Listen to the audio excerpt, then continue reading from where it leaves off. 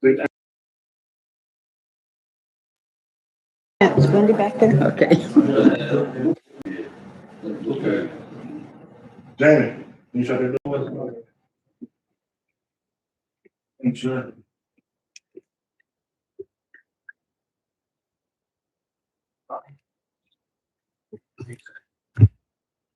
Is Randy out there making a fuss again? Yeah.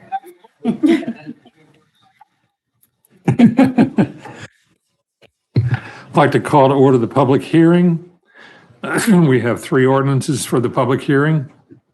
Ordinance O-26-4, an ordinance of the Town Council of Chesapeake Beach, Maryland, amending Chapter 257, taxation, to add Article 5, tax credit for disabled public safety and surviving spouses and cohabitants. Is there anybody that has anything that they want to say about that? Please come forward. Give us your name and address, and we welcome your comments. Good evening, Alec Hendershot, 8200 Elm Lane. Two questions is for the council is has the council assessed or approximately know how many residents would benefit from this credit? My second question is under the definitions of law enforcement officer and rescue worker, it appears to be more geared towards like Calvert County Sheriff's Office or Calvert County Fire and Rescue. Is there any consideration for law enforcement that's not necessarily Calvert County, as DC? There's a lot of federal law enforcement officers who might live in Chesapeake Beach but work for another agency, and wonder if that would be covered under this ordinance, or is it just strictly Calvert County? Thank you.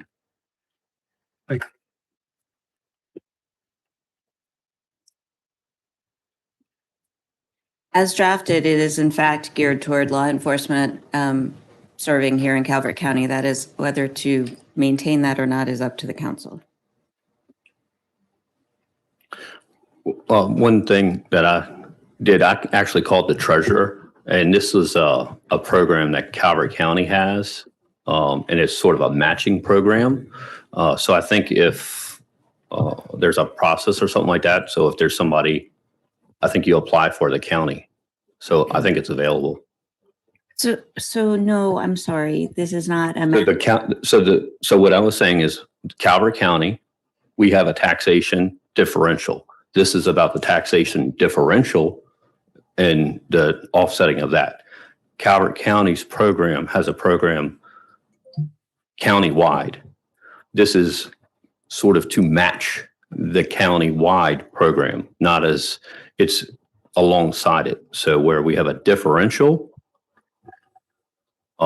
this is to pay that differential. No. Isn't that right? No, correct. No. So this is related to property taxes. So what we brought before was they're similar to veterans, right? Veterans can file in the state of Maryland. Doesn't matter where you served. You can file if you're 100% disabled. So and be relieved of your property taxes.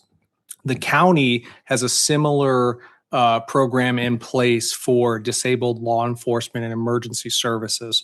So this here just mimics that to allow for residents within Chesapeake Beach to actually apply for said program and be exempt from the taxes within Chesapeake Beach. So it's just supplemental, just to match the county's program. We would be limited to what the county is doing because we couldn't change how they're enforcing county tax code. And Mr. Treasurer, can you weigh in on this? Under the county program that the county offers, there are 4 properties within Chesapeake Beach that are taking advantage of the county's credit. And if those 4 properties were exempt from the Chesapeake Beach tax, it would amount to $5,522. It's my understanding that the ordinance that's being considered tonight is greater than what the county is offering, if I understand correctly. So there may be additional eligibility based on the ordinance that's being proposed, if I understand it correctly. Thank you. And John, did you have something? Yeah, I was just going to ask, how do they actually apply through it? Is that just reaching out to the town and and then you guys can kind of direct them. So if the council votes to move forward with it, then the administration would create a process that people could apply to be able. Okay, any other comments or questions? Dan? Yeah, so I was thinking that the way that this could be is for it to be so if you receive it from Calvert County, then we allow you to have it here. And it's that simple.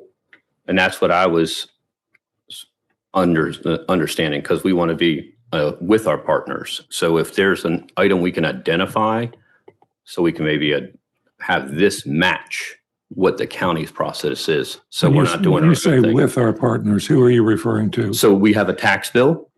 The tax bill is from our county. To have this in line with the county program, not its own thing. So Okay, if you get it in clarifies. Calvert County, you get it here. And As we don't supersede their rules. We work with them Gotcha. and have it uniform. Understood, but I didn't, the way you phrased that, it was not clear to me, but that clarified. Go ahead, Jamie. Yeah, I think that is the objective, is to match the county so that you would apply.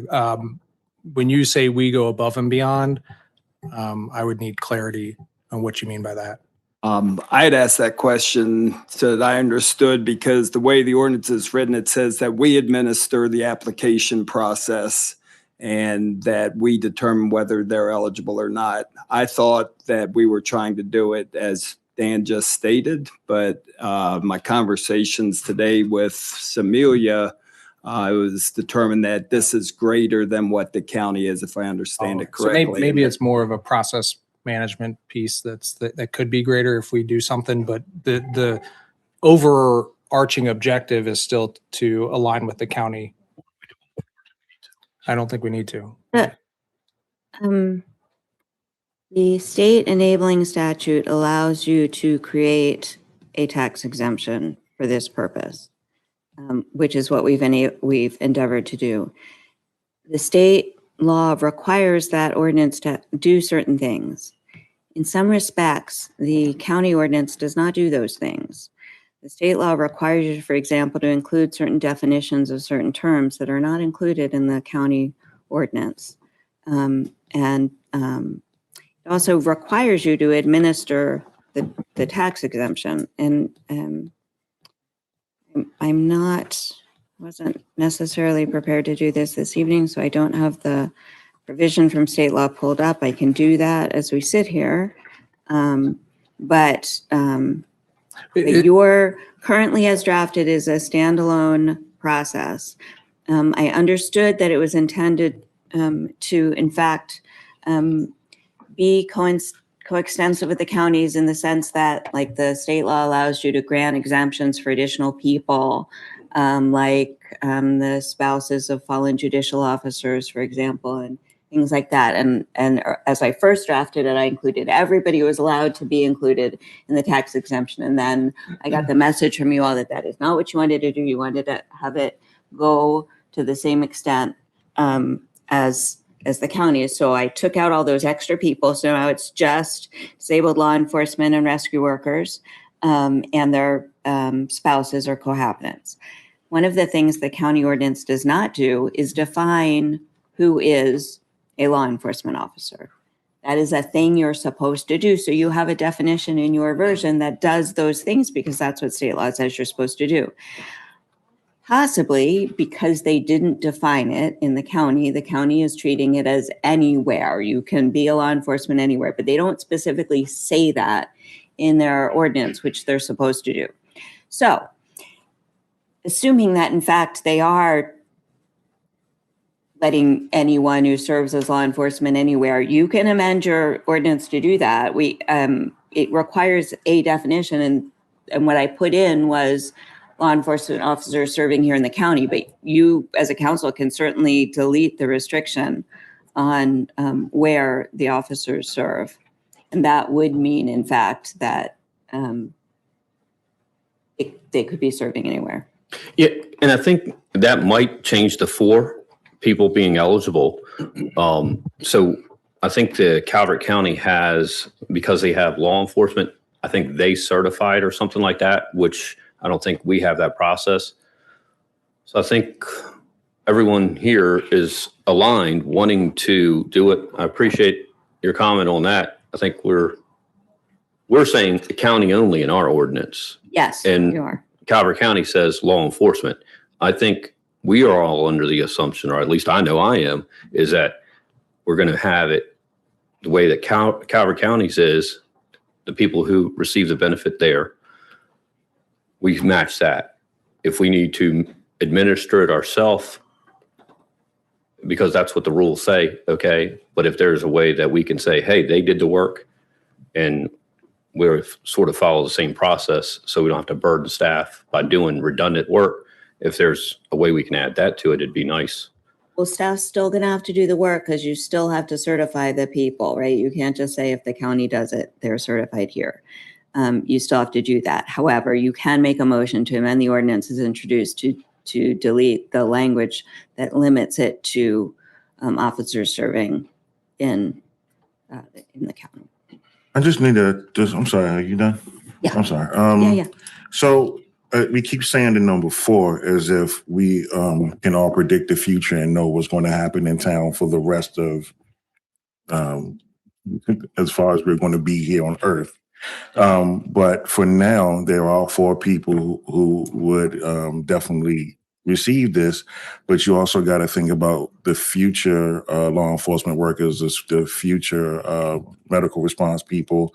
We don't know what those numbers might be. The main thing right now is that there's nothing in place. There is nothing there. So whether it's 4 people or 100 people right now, anybody who serves here cannot get this from the town who are in our town because there's nothing there. And we have to start thinking about what comes next instead of what's in front of us right now. And just in the conversation, I'm not hearing about the future. I'm just talking about what's happening today. And if we are a council that's looking towards using this 4 years to make things better, even after we're gone, we need to start thinking about the future as well. But that's my only comment on that. No, what I was saying is that under the current situation, there could be greater than 4 people today that it could do. If we were only looking at for Calvert County, there could be additional people that would benefit today. No, I understand. Yeah, I understand completely. Yeah, and this ordinance might actually attract people to come here that qualify for this, so. Got a lot of houses for sale. Yeah. Any council, anybody else have any comments or questions regarding this ordinance? Eric, do I see you getting ready? I thought I did. Yeah, I mean, I don't know. I guess I'm always confused as to is public comment for the council to ask questions and discuss, or is it for the public and then we ask our questions during discussion or debate once it's introduced, or in a work session prior if we looked at it then, which we didn't. I think we should have looked at a lot of these things in a work session prior to now. But if we're going to do the council questions now, then or even comments, then I would say, and I said before regarding this, that I just don't understand why we would do this this way so narrowly. If it's something where we see that disabled people have difficulty paying their taxes, then I would like to see an ordinance like this mirror the state exemption for disabled people in general, not just law enforcement. All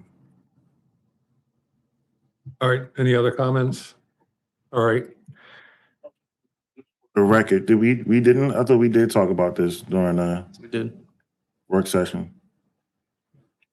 We may have, but some of these other things that we're looking at tonight, we have not. Okay. Okay. All right. Any other comments or questions regarding this particular ordinance, O-26-4? Right. Okay. Hearing none, let's move on to the next one.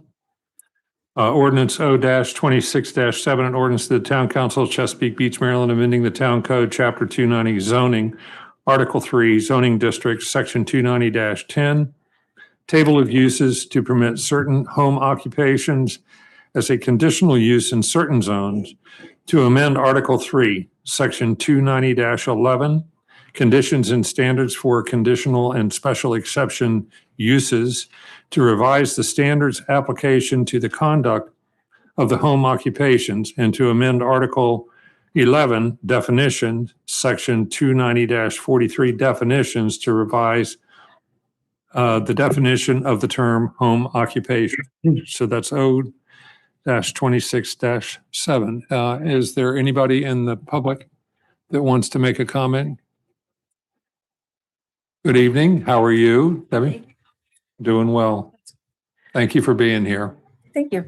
Debbie Buckingham, 3806 28th Street. I have a question. Why did 28th, 27th, 29th, and 30th get lowered in their district? We went from an R or V2, Village 2, we're downgraded to a Village 1 and tightened up our usages. Where you guys were supposed to do in January and February, talk about ADUs and cottage rules and regs.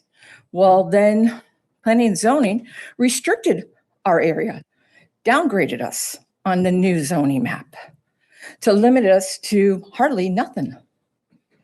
And we've got 50% of the ADUs in our area. So can we find out why? Thank you. Can we clarify though, like that's not actually so Debbie, I don't think that's just their proposal, but we have not voted to downgrade anybody. Like that is not, that's just them correct, doing a Sarah? working. Yeah, that is not, we have not downgraded anything. Because I haven't seen that either, so. Well, Sarah, I guess, I mean, if we want to talk about it, we're going to talk about it. Like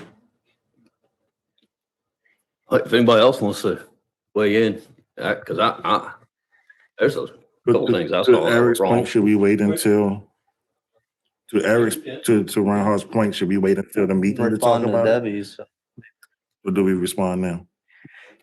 So planning and zoning is trying to address some issues with the code. A part of that is looking at the RV1 and RV2 districts, and there are limitations on what they can do based on the comprehensive plan.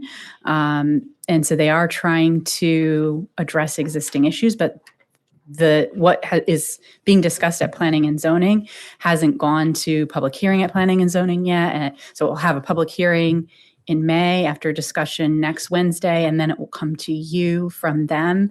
And then you will have discussion and public hearing on it. So nothing is finalized at all. Sarah, I saw our comprehensive plan was ordinance O-22-4. That's what put our comprehensive plan in. And in that comprehensive plan, I see an RV district. And then I saw an ordinance O-22-12 and O-22-13. And then I see O-23-2 with multiple other items happening at the same time. My thing is, why don't we just go back to what the comprehensive plan says, get rid of the O-22-12, O-22-13, and not worry about a zoning map that keeps having amended dates? So I don't have any of those ordinances in front of me to refer to and be certain to speak to that. I just know that there are issues with the RV1 and RV2 that were created, and they need to be resolved because there's issues of consistency right now. And that's what the Planning Commission is working on doing in response to your request to modernize the zoning ordinance. We uncovered a number of other issues that needed to be addressed. According to our comprehensive plan, we have just RV districts, correct? No, there's two R districts according to the comprehensive plan, is specifically separated into an RV1 and an RV2 district. I was tracking the RV1s and RV2s that came from ordinance O-22-12 and O-22-13. So I guess if you want me to pull those up so that I can respond to them, requests, but I'm not prepared to respond to requests about the work that the Planning Commission is doing with such specificity this evening. I certainly can if that's the request. I just was not. Not right now. All right, and I've been advised that this discussion isn't really related to the public hearing on this ordinance. So can we continue on? Yes. Is there anybody else has any questions or comments? All right, is there a motion to move on to the next ordinance? Go ahead. Sure. Yeah, I mean, All right, let's just do it. Next, ordinance O-26-8, an ordinance of the Town Council, Chesapeake Beach, Maryland, amending the Town Code, Chapter 290, zoning, Article 5, dimensional requirements, Section 290-19, tables, requirements, exceptions, subsection G to alter the requirements for permissible fences, and subsection J to clarify the location of front yards on corner lots. I personally am familiar with some of the issues that are related to this and some of the locations. Does anybody have anything they want to say about that? Yes, please come forward and tell us your name. Good evening. My name is Stephanie Windsor. I currently reside in Richfield Station. Okay. I'm going to tell a little bit of a backstory and maybe you'll understand what happened. 7 months ago now, I was displaced out of my home due to a water event in my home. The house had to be gutted all the way down to the studs and rebuilt. I mean, I lost everything, to include my hair. That's a little bit of a joke, but not really. I mean, I really did lose my hair. It doesn't sound very funny to me. No, the stress was just above and beyond. So I had a contractor. We pulled permits. There's quite a few contractors that will not pull permits and just treat it like a flip. And there's so many things that end up going wrong. Well, I have 2 dachshunds and they're they're chatty. I had just a temporary makeshift fence up, and part of the rebuilding, I had the contractor install a 6-foot white vinyl fence. Now, I live in a townhouse and the backyard is on a hill, but there is no sign of gully washers or water trenches or anything like that. As a matter of fact, I have grass that grows on my hill and I maintain that hill very much. The issue comes in, the contractor went through the county. The county was not aware of the ordinance and approved the permit for the fence. I kind of got like a spidey sense that maybe I should just double check with the town, even though we didn't need any permits from the town for the rebuilding of the house. Well, came in and spoke with the front desk and one of your administrators. And she says, oh yeah, you got to have a permit. I was like, all right, well, let me go ahead and fill that out because everything's coming to an end and I'm sure it's going to be done sooner or later. Well, paid the $150. The fence was installed the next day, and unfortunately, Jay didn't make it out in time just because of the short notice. Not his fault. Really, the contractor's fault for not double checking with the town and being very clear as to what happened, what needed to happen with the house. Well, the fence was installed. I get an email. Oh, you need to fill out an after the fact permit. Okay. Come back down, fill out the permit information. Pay the additional $300. The person that took the money, not your front desk person, but somebody else, says, oh, I'll speak to the county, to the administrator, town administrator, and see if we can get you your $150 back. Well, what she didn't tell the town administrator was that I hadn't been in the house for 6 months and I didn't have a schedule as to when that fence was going to be installed. So, of course, the town administrator said, nope. So, and Jay had some concerns whether or not the fence posts were concreted in. I have the pleasure of telling you, Jay, that's who I had on the phone before the meeting. Yes, every fence post was concreted in. They don't go to the top. They leave 6 inches so grass can regrow around the fence post. But anyway, my thing is, when you live in a subdivision, yeah, you have to abide by rules. I understand there's rules for a reason. Just creating ordinances is not the best solution for everybody because it may not apply just a blanket solution. The county approved the grading and so did the town. I think that the ordinances for the fences, regardless of style, should be on a case-by-case basis, regardless if it's on a flat yard or sloped yard. And I appreciate you guys listening to my story. Thank you. Thank you for coming. I remember, we Yeah. talked, yeah. I think the fences are a whole can of worms. I mean, I talked to Sarah before the meeting. There's a whole bunch of areas that have fences there's one example over on First Street that has a fence that's almost the same as the Elm Street one. And when we looked around and didn't find any, I found that one. I think there's little sections of town where she lives. If all her neighbors have the same type of fence, she's going to assume that she's allowed to have that fence. And then it's like, okay, no, nobody else to have it. But it's like, oh, well, I didn't have the money to get my fence this year. I was planning on getting it next year. I don't know. I think that this is kind of, we maybe need to have I think it's a little more overview of how many people are going to be affected before we just change the rules. I know the 10-year rule doesn't make no sense. Where do we come up with 10 years? I know I've talked about a 20-year rule, and then I think there's a 17-year rule. So, Councilman Duval, we're going to go ahead and get to the actual meeting. I just want, excuse me, ma'am, did you want to just share your story or do you have an ask for us? Just wanted to share because it seems to be an issue. I got the HOA to approve it.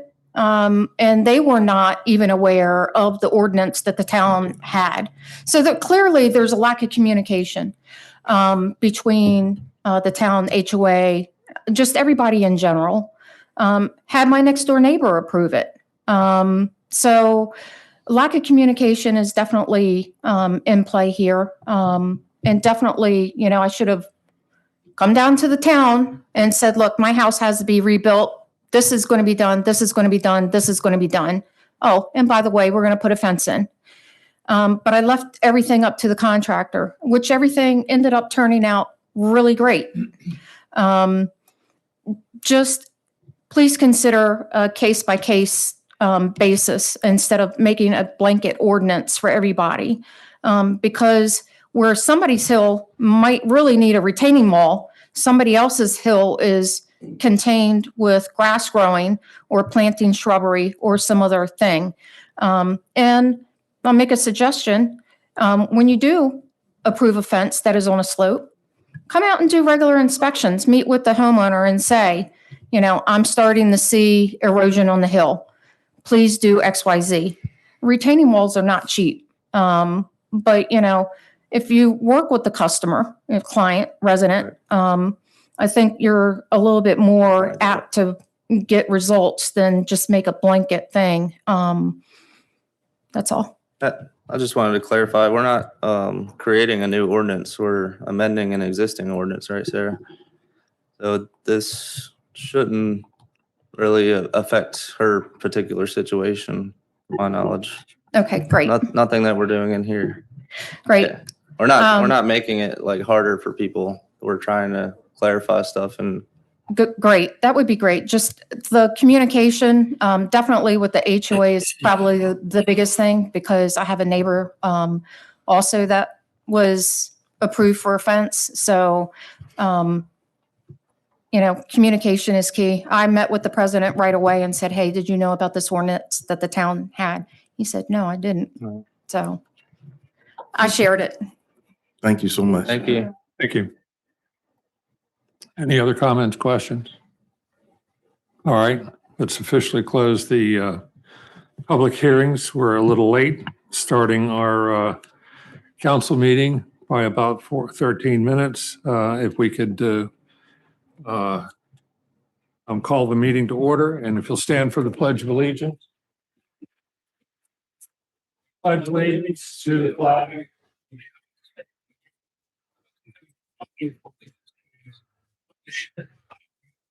and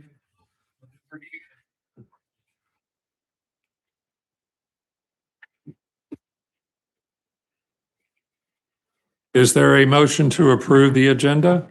Motion. Second it? All in favor, aye? Motion to amend the agenda. Okay. I'll motion, thank you, sir, for bringing that information to light. I think that opens up an additional discussion that we do need to clarify.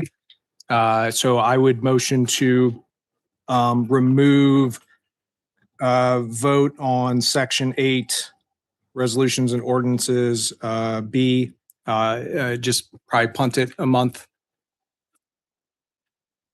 Second?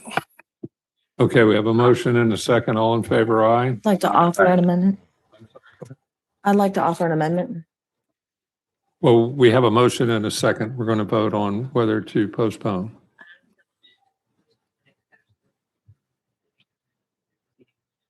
So in my opinion, there's 2 ordinances here that we need to postpone.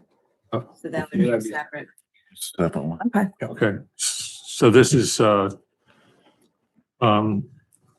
O-26-4, right? Correct. Are we, And so I'm just again, motioning to remove from the agenda.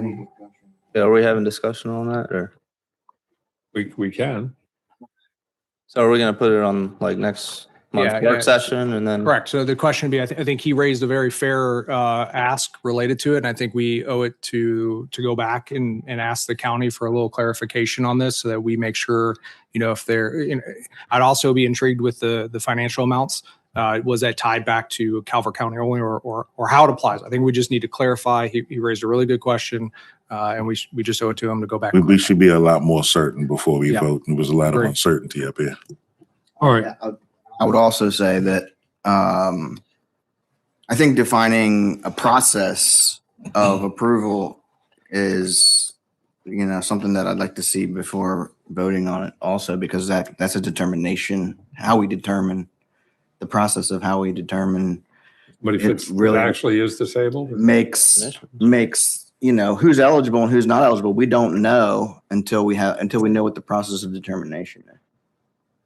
You want to have that ironed out? Fine. I just want to point out there is a process for application, implementation, verification, et cetera, at the end of the ordinance.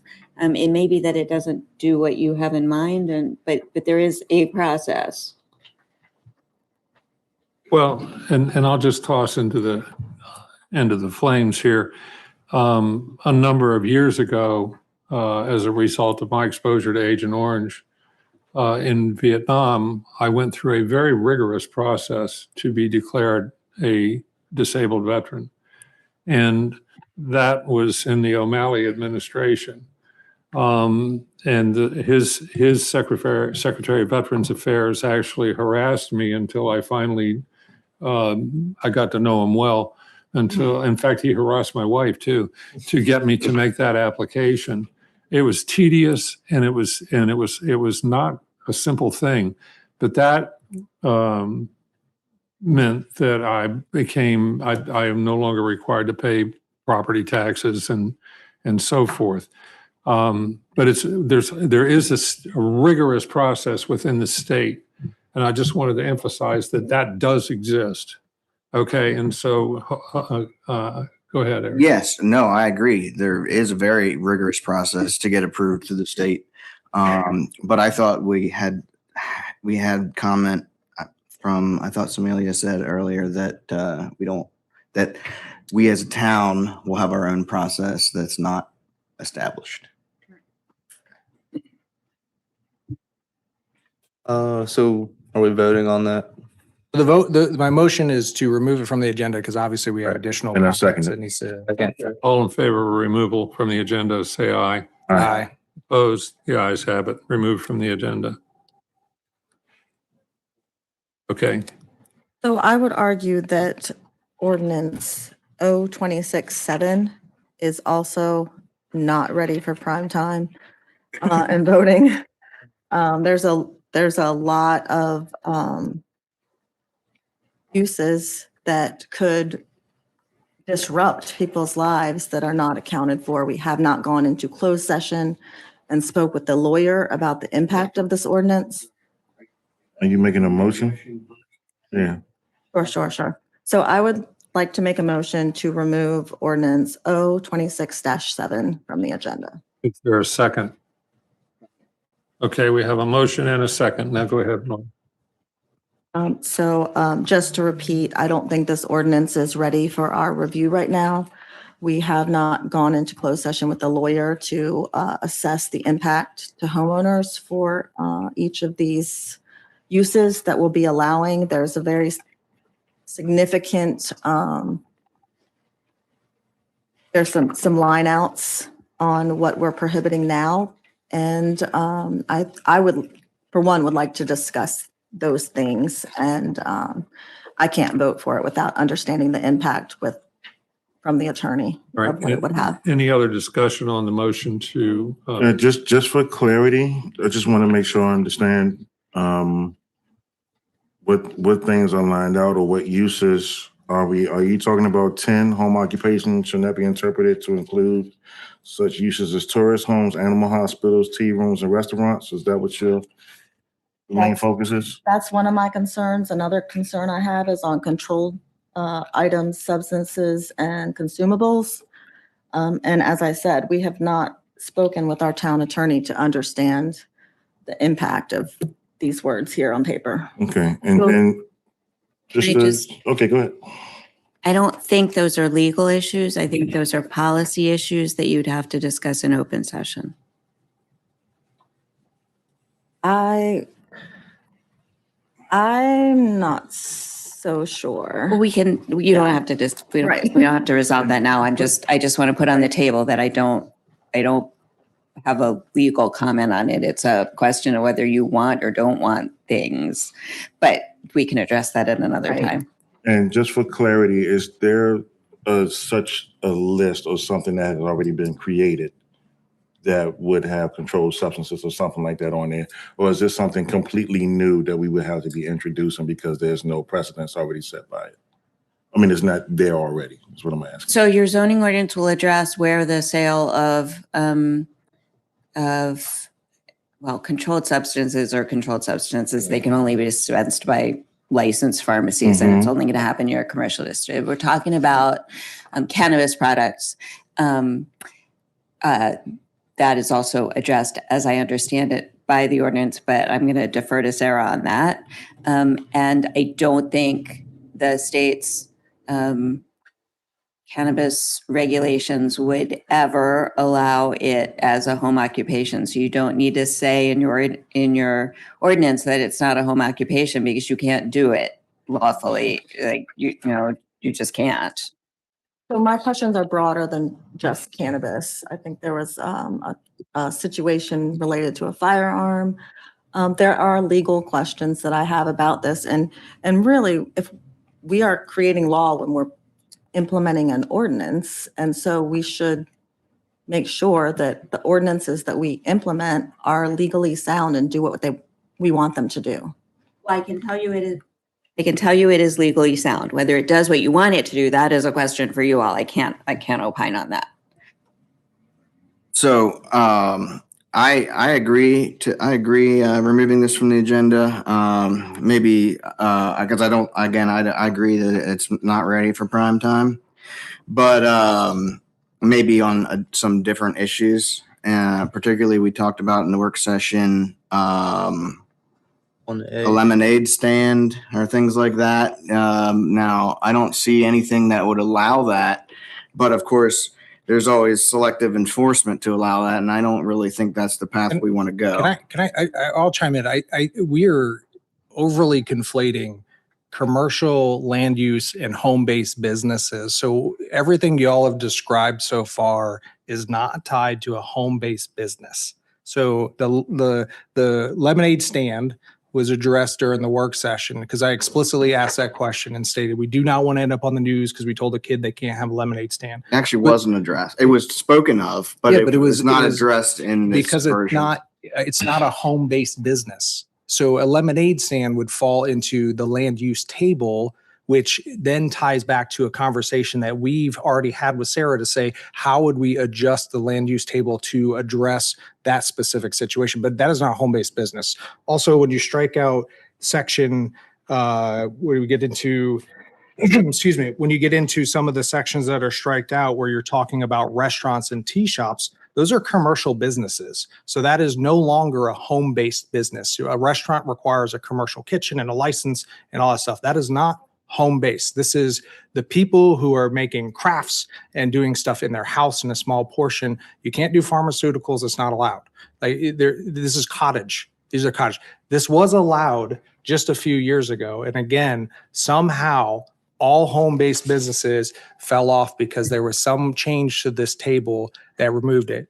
To your specific question was during the work session, can these things be added? And we added in a line specifically stating you must require a zoning, or you must require a permit. And that then ties back to if it's not allowed in town, then you can't have it as, if it's not allowed, then it wouldn't get a permit. So first of all, that Jamie, so I think I already answered that. You said a few years ago, I identified what that few years ago was. So why don't we just fix the few years ago and put it back the way it was instead of going further down a road? Like I gave an example. If you make a wrong turn, go back and get back on track. I think we're staying down the wrong track with this.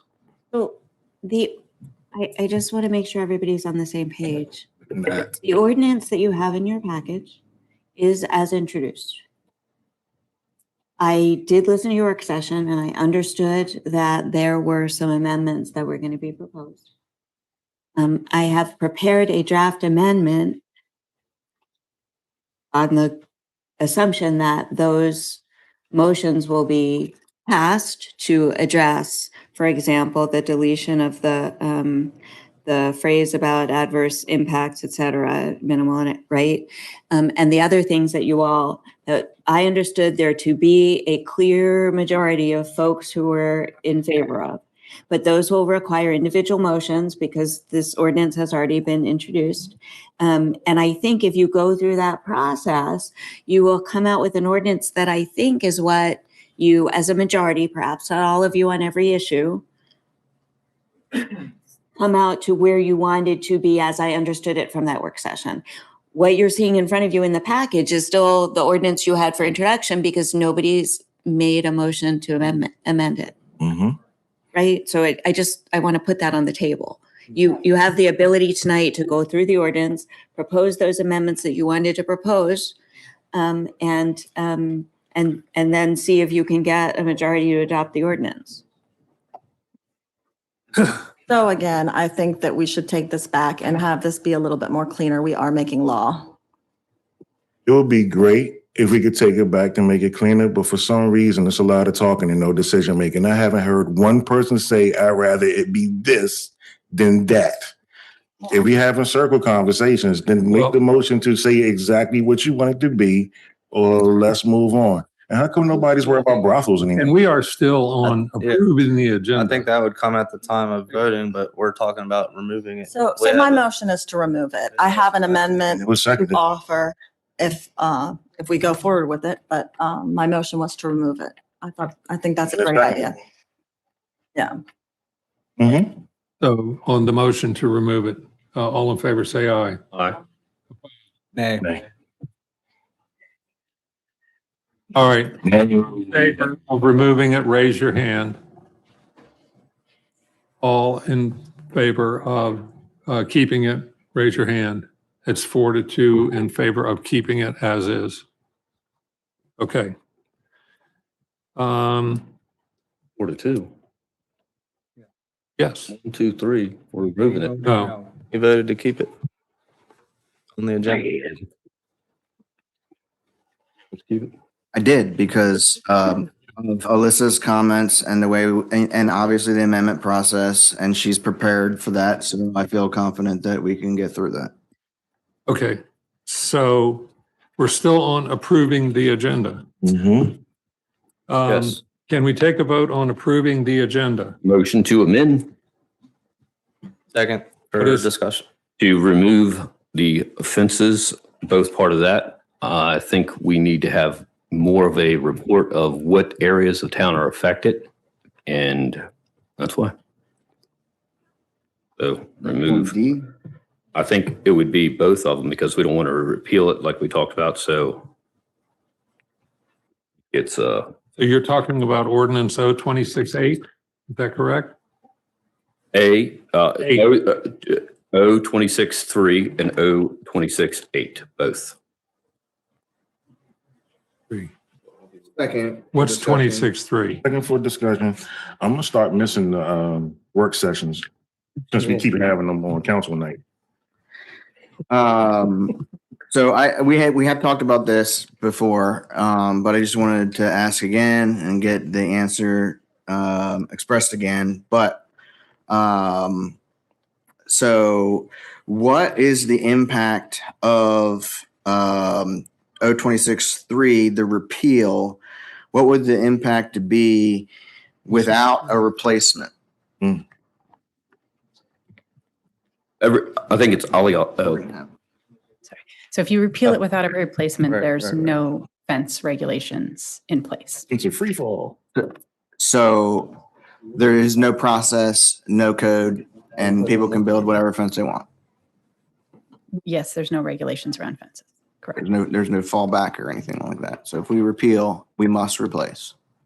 And I Councilwoman would recommend Blackwell it. have brought that up during the meeting that we Yeah, should do. I just wanted to make sure that that's the understanding, because I thought at one point we talked about if we repeal it and take it out of Jay's hands, it automatically falls into the planning and zoning. No, so the reason we are moving it from building to planning and zoning is because there isn't any flexibility in building, or there's certainly there's enough flexibility for Jay to be unfair if he was to be. He is not, obviously. No. But there's not flexibility, right? There's not flexibility for people to do different things. He can allow different heights. In zoning, it will allow some flexibility, and it will allow people to have a variance process if they have an unusual situation, which right now, if they have an unusual situation, there's nothing Jay can do for them. It also actually lets people have a little bit more of their backyard fenced in. I just had a discussion with someone who's trying to put in a fence this morning, and explained, the footage difference that he would have under the current versus what's being addressed tonight. And he is hoping to be able to use what's being addressed tonight because it gives him more backyard So, fence. yeah, just to follow up on that question. So 026-8, from the description in the agenda, it seems to be an amendment that is altering existing code related to fences, I suppose, and clarifying locations of front yards on corner lots. Mhm. So does that mean that a code exists, right? Yes, it says you can have a 4-foot fence, but you can't have anything bigger than a 4-foot fence. So I guess you're correct in that what would happen is It wouldn't be the Wild West if we repeal and not do anything. There's existing underlying code that's already there. Is that correct? yes, and it would not allow you to have fences higher than 3 feet. So I guess the answer to your question is actually no one would be able to build a fence taller than 3 feet. New fence. Correct. Very small. If you repeal without replacing. New fences. What we've drafted allows them to build taller fences. Thank you. One of the items that is the main issue is like there'll be a grandfather period, and it's like somebody's going to attest. There's fences everywhere, and if the rule is for that height, there's not really an itemed list. So, like I said, with different people in different areas of town have a ton of fences. And then if a tree branch fell on it, instead of them just replacing it, they'd have to apply for variance. That's what we would be voting to do. And I think if someone has a bad fence, they should be able to replace a section of fence without having to go through a variance. But once they're into a grandfathered rule, they'll have to stay that way. And I don't know, I don't think that's sort of, So would you be suggesting that for people who already have fences and something like that happens, then we allow them to repair their And fence in that sense? Or If I could interject, I've just consulted with council, and it seems like this discussion would be better deferred until we're actually considering each one of these items Okay. rather than approval of the agenda. So if we approve in the agenda that these things are going to be discussed, we will have the appropriate time to discuss them at the time that we consider them for approval. So he made a motion to I remove it. seconded for discussion. Right, So let's you gotta vote. Can I just comment on that though? Can I comment on that? I understand that sentiment, but the code also says that if we vote something down, that we can't consider it for another 90 days. So if we can, if some adjustments need to be made that we don't think we can get through on an amendment process, then it could be advantageous to remove it, rework it, and bring it back in 30 days instead of having to wait 90 days. So let's vote if we're going to keep it in the agenda first and then get everybody out here so we talk all night. And voted to strike it from the agenda. Are you striking both of them? One of Motion, them? yeah. yeah, motions to strike both of them, because I thought you made a really valid point last week or last month about not having both on there. So that's why I said both, yes. Ooh. So I'll amend that motion and just say that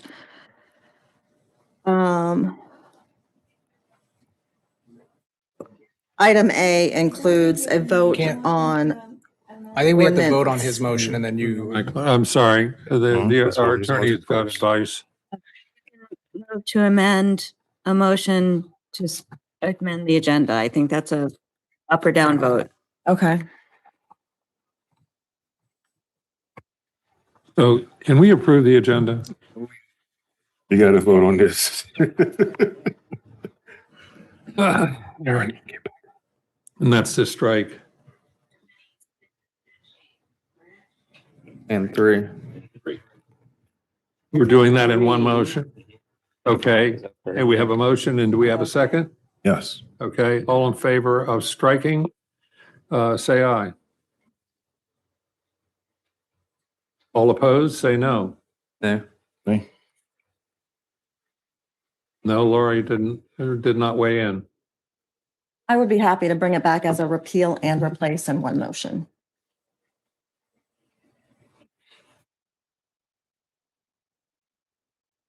I can strike it. All right, stricken. Okay, can now we approve the agenda? Motion to approve. And seconded. All in favor, aye. All right. All opposed? Strike the meeting. Okay, What's going on? okay. All right, 40 minutes into the meeting, we approved the agenda, 39 minutes into the meeting. Okay, is anybody bring coffee and? All right, time for public comment on anything on the agenda. Oh, my goodness. Hearing none.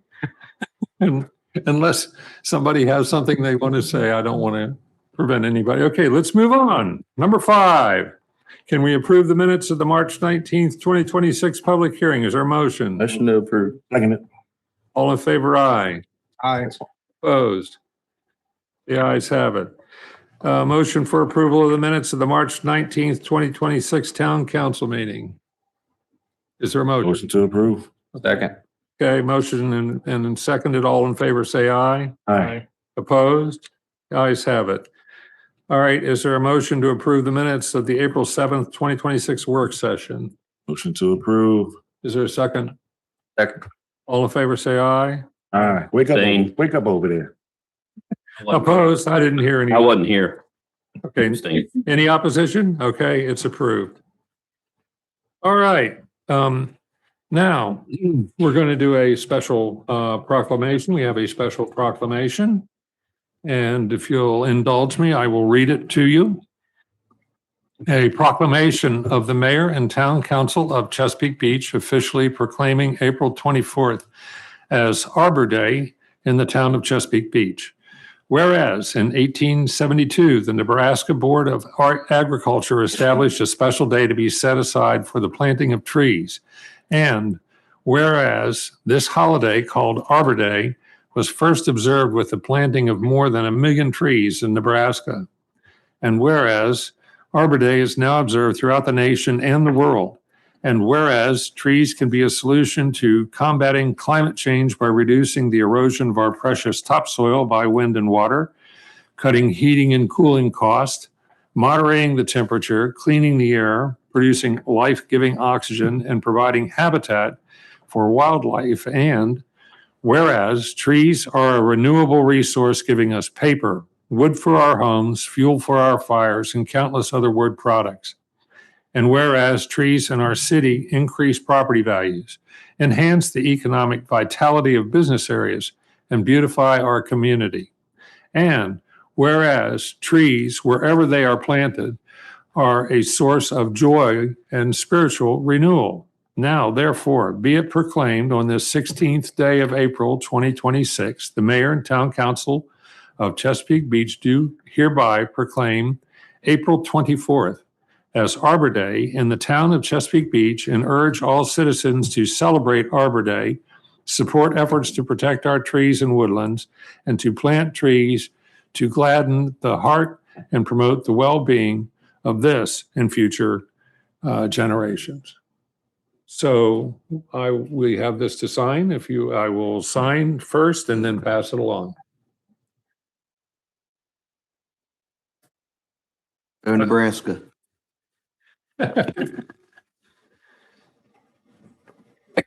Excuse me. Okay.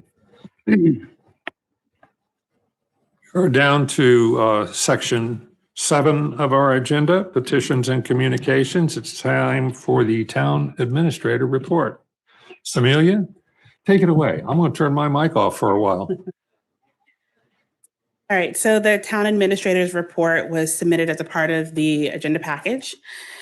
So there are a couple things I wanted to highlight. One of the requests from our last council meeting was that we have more regular updates on some of the larger projects. And so I've included that in my report, but also if you go on the town website now, there is a section called projects and investments. And so you'll be able to see large, like the 30,000 foot view of where things are. We're working on building out each project page. And so what you'll find in those pages is a general summary of what the project is, the primary goals of the project, before and after pictures, if it's applicable, the budget, and then if there have been submitted FAQs for the particular project, there'll be a FAQ section there. So just flagging that right now, the one that is built out is the one that's for the water park, because we've had the most questions for the water park project. But in the coming weeks, we'll be able to build out the project page for the other critical projects. So that was a response to the questions that came in the request. And I think it gives people a better understanding of what's going on. Alongside that, we're working on improving a lot of the day-to-day requests that are coming in and that have come in the past. So we're modernizing the services while still staying responsive and accountable to residents. And one way that we're doing that is with AquaHawk, which we've talked about in the past. So we are in the home stretch of it being implemented. There'll be mailers that go out that talk about the upcoming adjustments for water bills. That will reference the discount that has been in place for over a year, about a year and a half, and will help residents start to prepare for the change that's coming in the new fiscal year. In addition to that, we are improving response time through Zendesk. And so we continue, thank you to the people who have been using it, and we continue to ask folks to use it for whatever requests they may have. And some other things that I just wanted to highlight that came in the past couple of days, which was after this report was submitted. We've received the Kellums Complex Concept Plan. And so that will be on the agenda for discussion during May's work session. We have received the rail trail expansion RFP. So that will go to the town attorney for review. And the goal right now is to have that open on April 23rd. And so that will take bids. It'll be open for about a month. And as a part of the Kellums expansion or the Kellums complex revitalization, we've been talking about submitting grants to pay for different portions of that project. And so I was able to submit a grant for the adult fitness area. And we found out yesterday evening that we're selected. So we received $35,000 for that court. Very exciting. And then alongside of that, when it comes to grants, right now we are working to submit a grant for the Chesapeake Village connectivity with Alternative One that was discussed before. So that we're on track to be able to submit that next week because it's due at the end of the month. So yeah. Do they need the selected alternative at this point? Do we need to have consensus on that before we submit the application? We do not. So again, like we did on the prior project, if we get this grant, we'll be going through a feasibility study phase. And at this point with the application, what they want to see is what alternates have you looked at. Yeah. So the document you've seen is generally what we're going to submit with the application. And then that alternate and alignment will be revised and reviewed through the 30% design process. And at that point, you'll have to pick up a selection. So they're going to look at all four during the feasibility? Once we get the grant, we'll have a kickoff meeting with the SHA and we'll determine which ones make the most sense to take a look at. And that'll be the first step as part of the feasibility study. And the one or two that we come down to, we'll come back to you to decide which one makes most sense. I personally like alternative 3, but that's just me.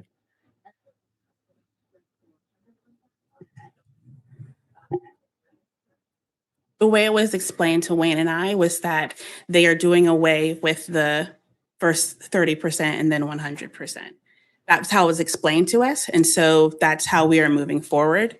But if we hear differently, we'll let you all know. Did you, do you have the results of the communication survey or like in a nutshell? So the communication survey closed on the 2nd, and right now it's being analyzed. So we'll have updates soon. And there's a page on our website for survey results. And so you'll be able to find it there. Okay, nice. Any other questions for the administrator? Yeah, I was just gonna say, thanks, Sam, for working the grant for the one. It will be, I shot it off to the design over to Jenny from Wayne's team, asking it to be incorporated into the design. I think it actually sits next to the pickleball court. She just sent it, so that's why you just don't have it. You're talking about Kellumsfield? Yeah, for Kellumsfield. But it's really cool. So it's going to have a space for fitness and then a space where we can maybe do some classes or something. I know that's been some conversation over here, so it'll be really great. So thanks, Sam. Appreciate you working that. Any other questions or comments for them? Yeah, I just want to say this is an amazing response to my request. Thank you very much. I appreciate it. And then the only other question I guess I have is, do we have an update on when subscriptions will be available through IQ Fiber? Their representative is right outside on the other side of the door, so we They're still here? Still be there. Yeah. Okay. We could go get them. I gotta go to the bathroom.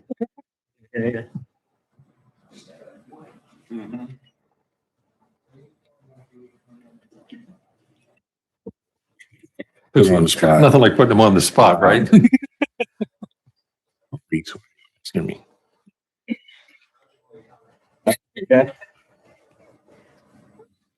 Hello, if you could come to our podium, please.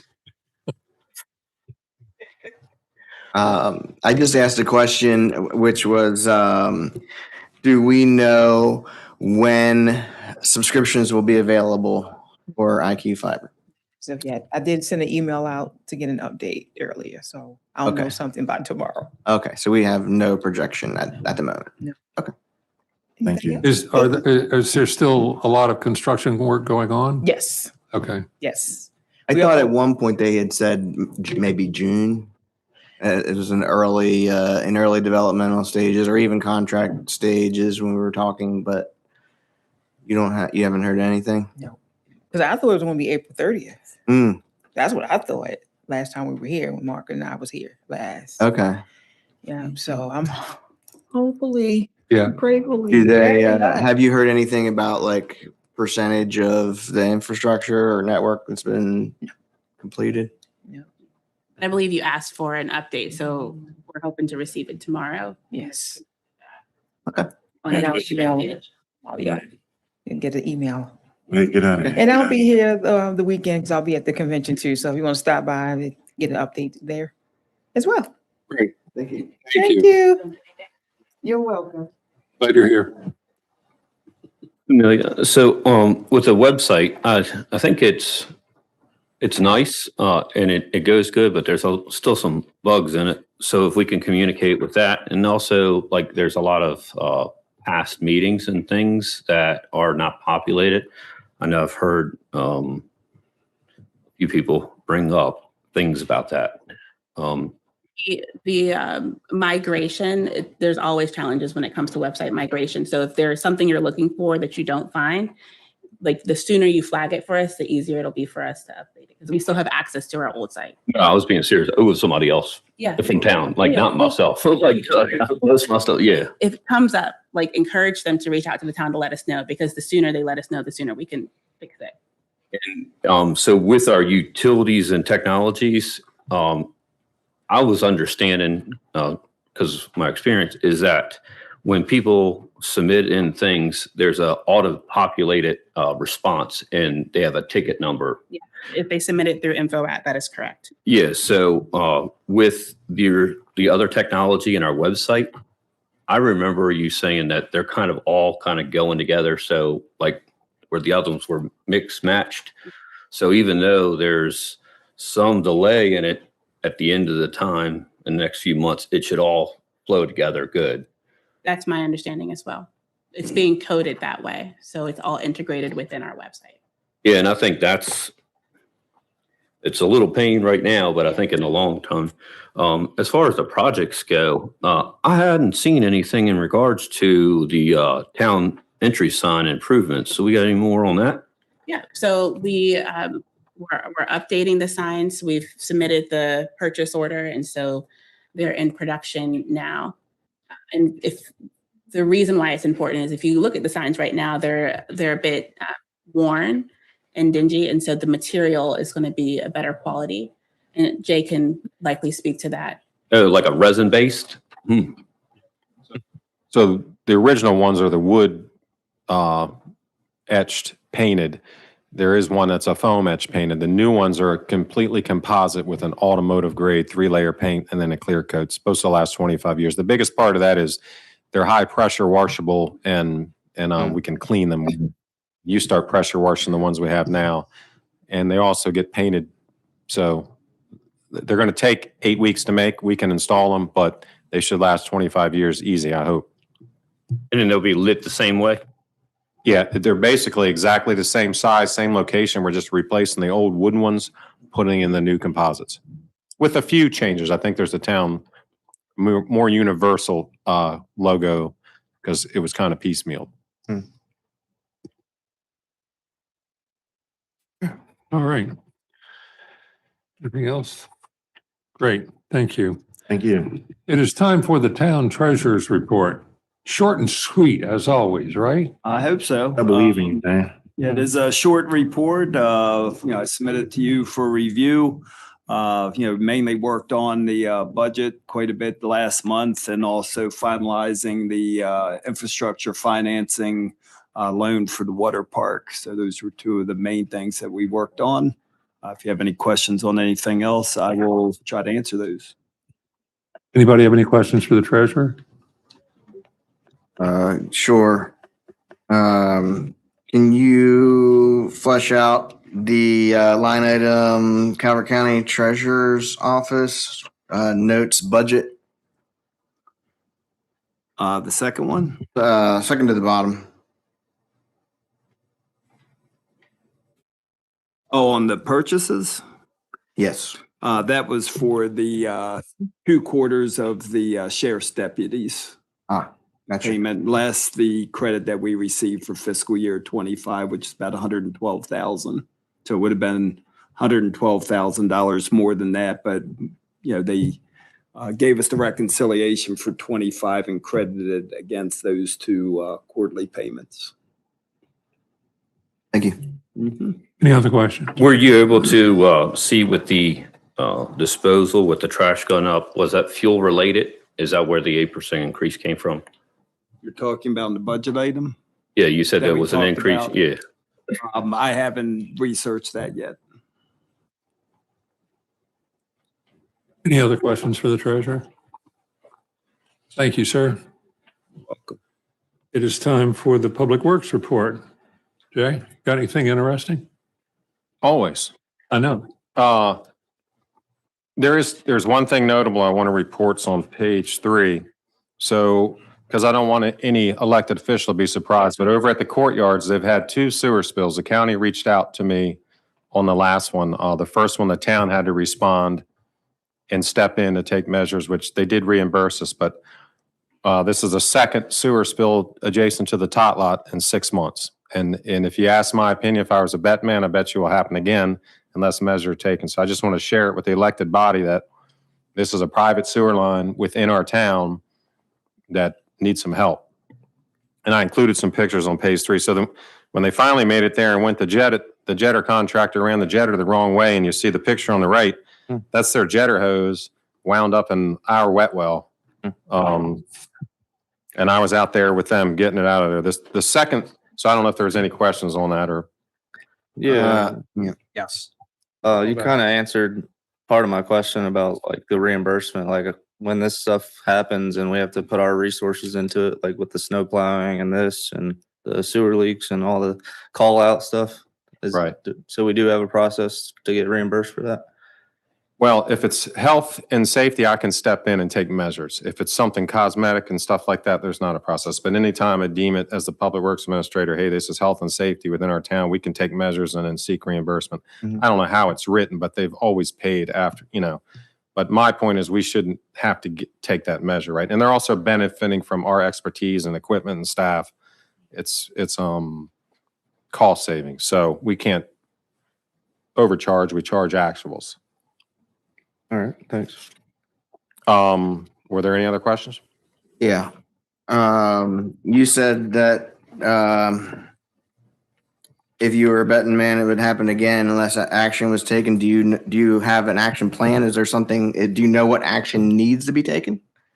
I'm not going to speak to what needs to be taken. It would be an opinion anyway, but I can tell you this from being there and observing, because we go look at our wet one, they proactively jet. Very similar to the water park. All the structures are supported on piles. All the plumbing is not.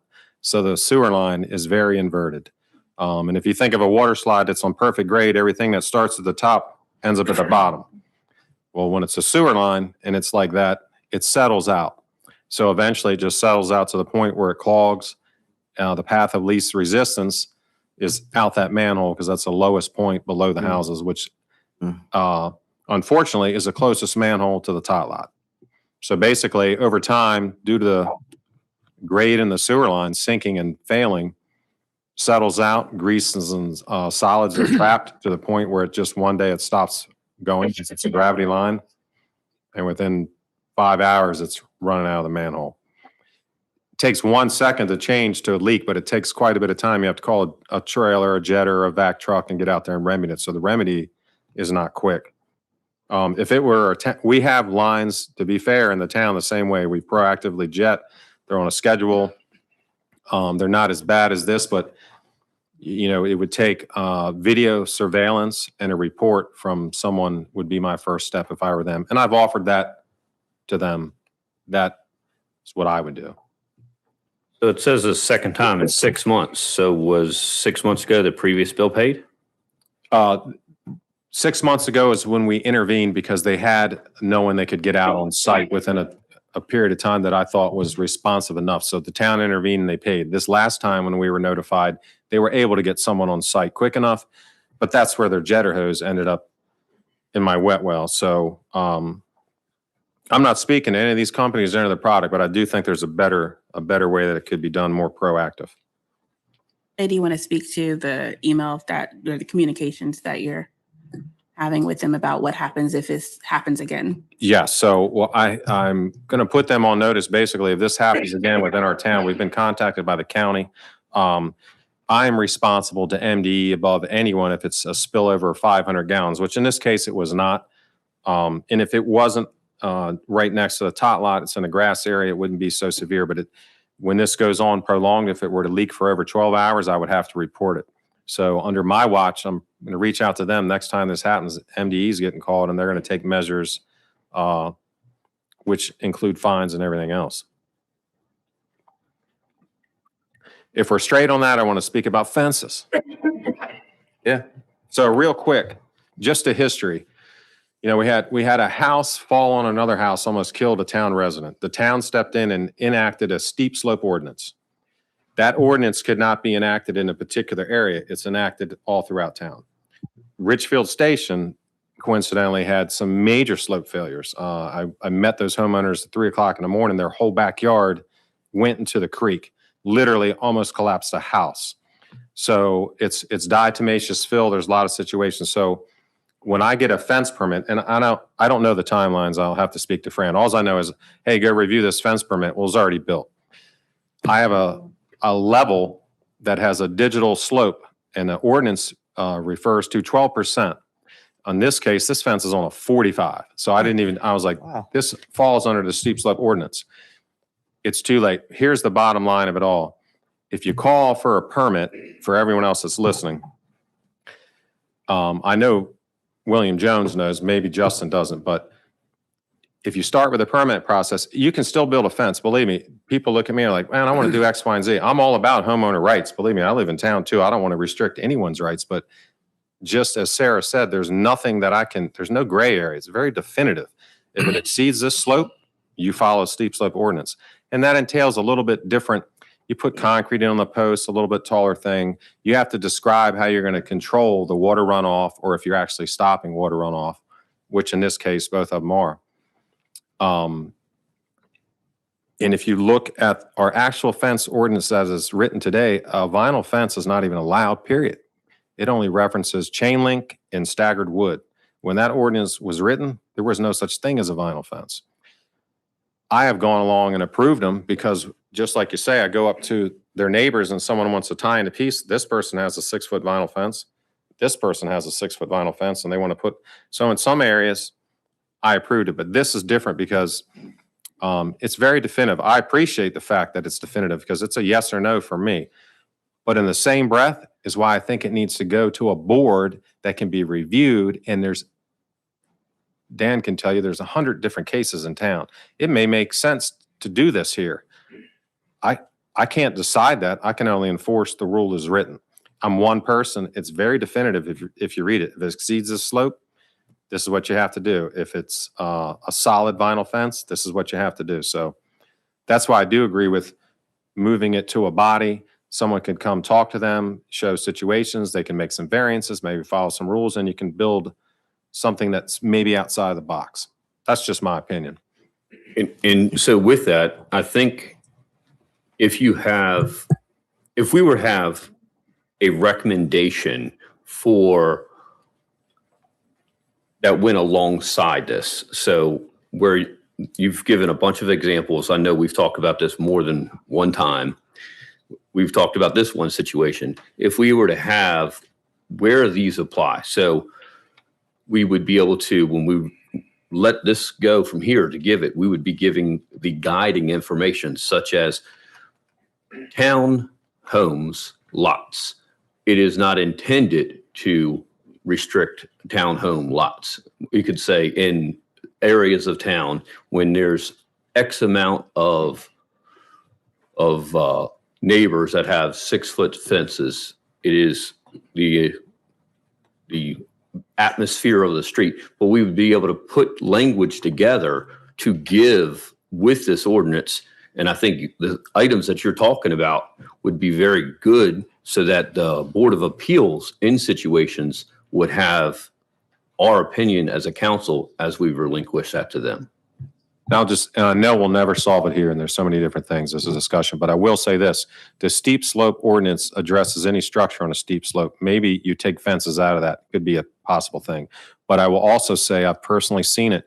When you disturb a slope that's on a 45 in Richfield Station on diatomaceous soil, that's fill. And I know the resident and the county should have inspected it. I can definitely tell you there are slopes in there that our homes are on that the county did not inspect it. And it was not a stepped fill. It was just put there. So a lot of this, when I'm out there, it's not to protect that particular individual at that time. It's a general policy I think the town passed in good faith to protect the population. Because not everyone understands what they're living on or how it was built or has the history of what has happened in that particular neighborhood. So I know we could talk till midnight. We'll never solve it here, but I just wanted to share that. When I go out, until it's taken over, when I go out, I do love that it's very definitive. There's no gray area. It's either a side street, a front, a 42 or under, a steep slope or not.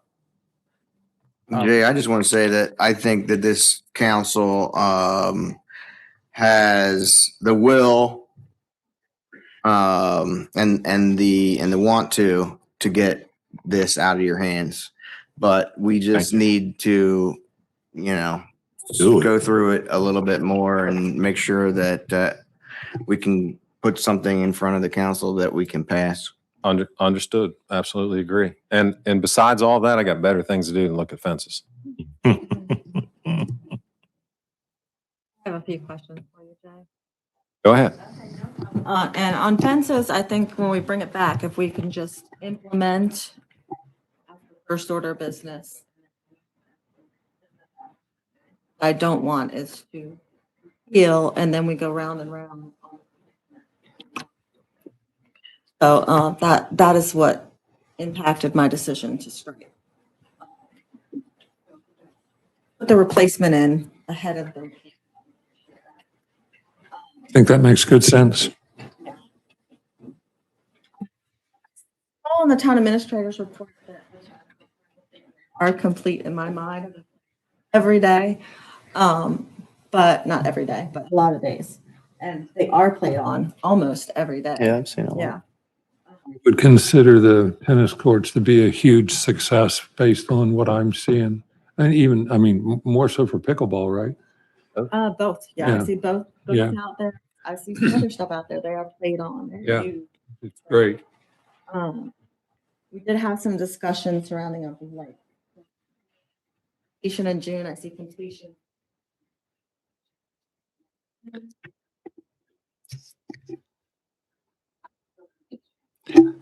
So there's still, so basically the history real quick, that we took it over. There were existing high pressure sodium lights there that were existing.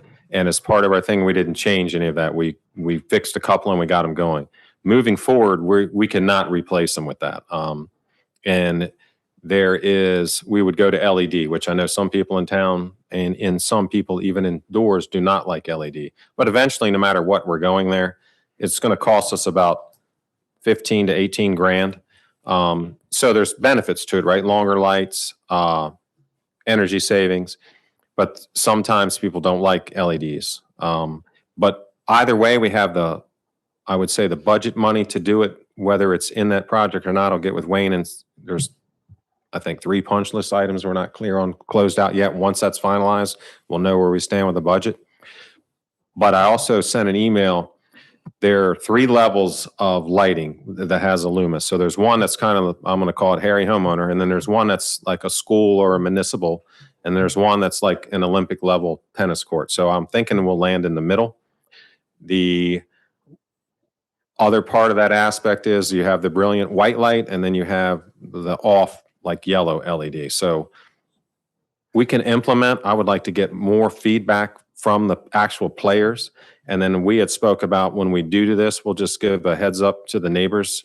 I just remember in town when we upgraded all the BG&E lights to LED, it was a big uproar and there were 2 people that fought it and they didn't get a light in front of their house. But with notice and stuff, either way, I think the money's there to do it. It's just a matter of, is that the will of the players and what we want to do? The thing and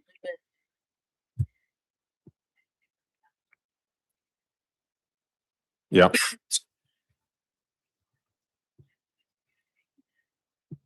from the town to the residents. If I received instruction to move forward on that, it would be for sure. Okay, what would you need? I mean, would you need or what are you needing? My understanding based off of what Jay just said is players coming in and saying, hey, we need brighter lights. So then we could know that this is a community-led effort versus one or two people saying we want brighter lights, and then we would move forward. Okay, so, I mean, what kind of consensus? If It's not- hard to poll, like, we want only pickleball players and we want, to me, it's, are the lights standard? Yeah, my understanding is that they are, versus Jay, But, my understanding is that they are standard light, court lights. So it's not a question of standard, it's more so of preference. And so if there are people who want a different thing than we have now, it would be helpful if they contacted the town to let us know. Otherwise, it's just yeah. changing it no, without community input. That's fine. Okay. To be honest, I only hear what I hear, Yeah. but I don't know how you would get a consensus because it'd be a 4,000 person. Yeah, understood. I just want to comment on it. I'm really grateful that you brought up the LED issue because there are a lot of people out there that have adverse effects to LED lighting, migraines, or just, the brightness. I think it would be important to pull the people who live around there, who may have those lights shining in their bedroom window or anything like that. Even driving at nighttime, it's become an issue for many people because of the LED lights. So, I mean, I think we should really be deliberate about that decision and consider that. Yeah. I agree. We should be also ready though for either way, we need to communicate. Aren't they currently on the road side and not the school side? They're facing the school. They're on the north and south side.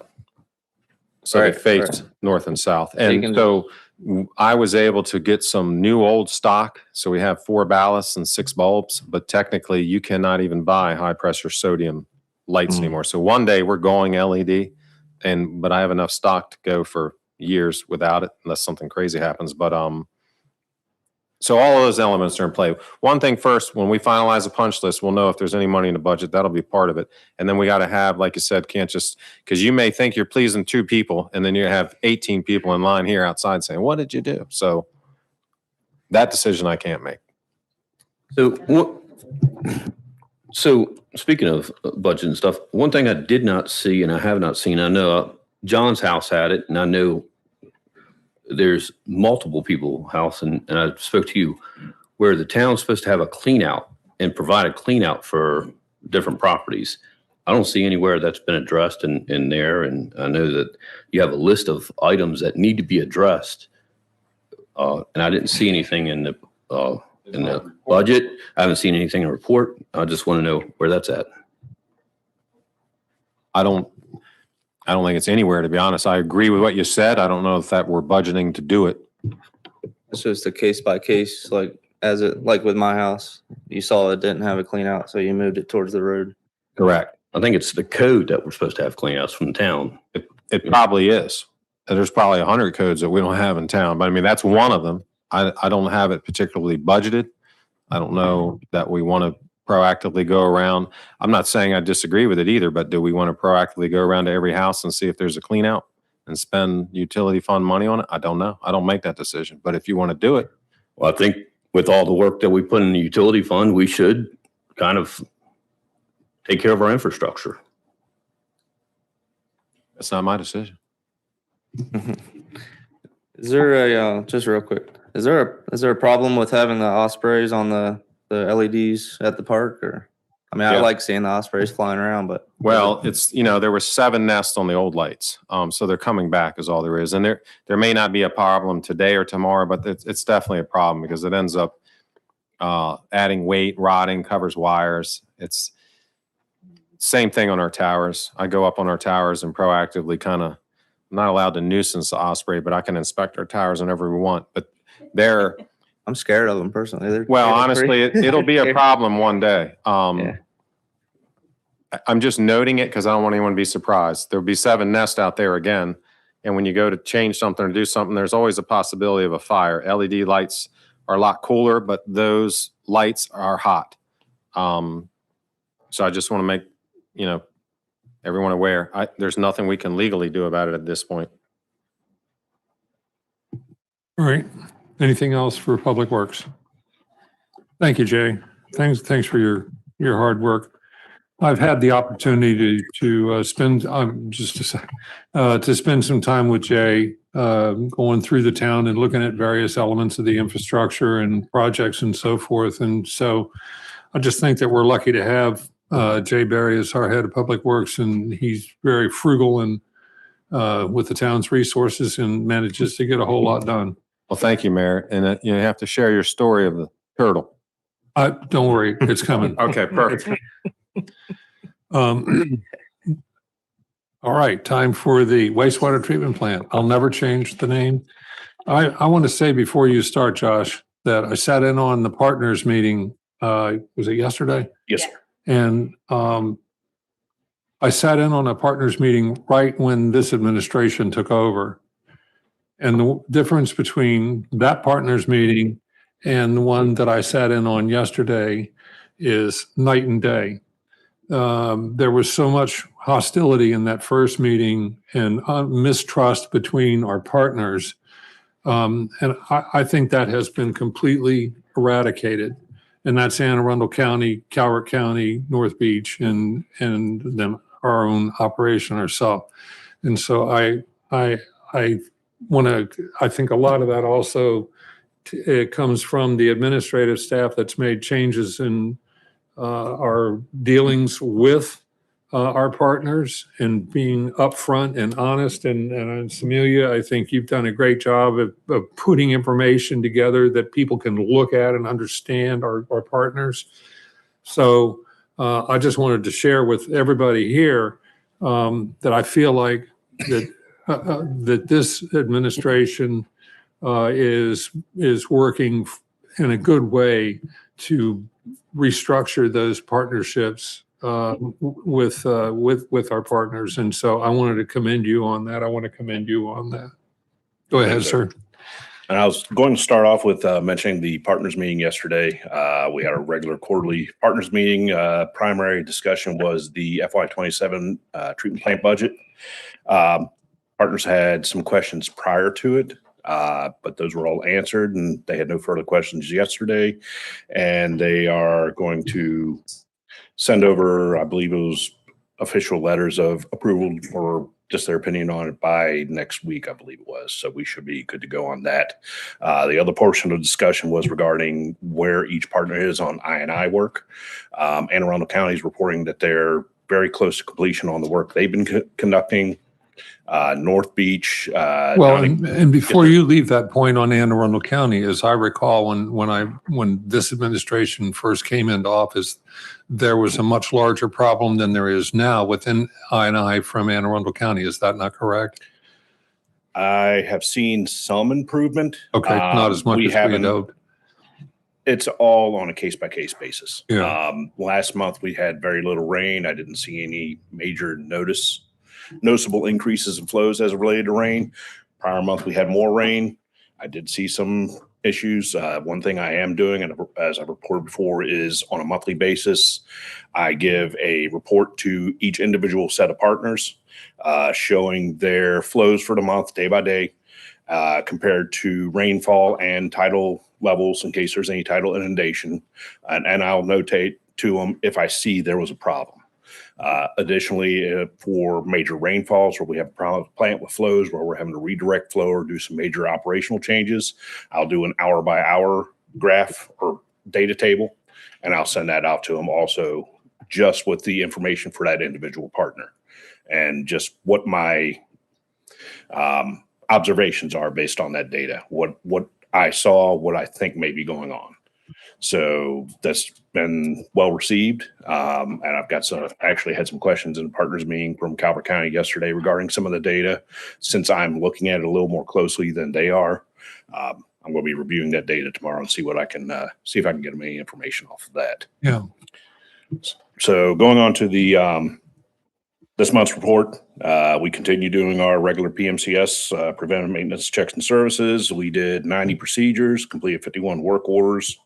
Our asset management program continues to provide reliable work management based on the collected data through our procedures. Just going down through on a couple of the projects we did the cleaning of the clear well.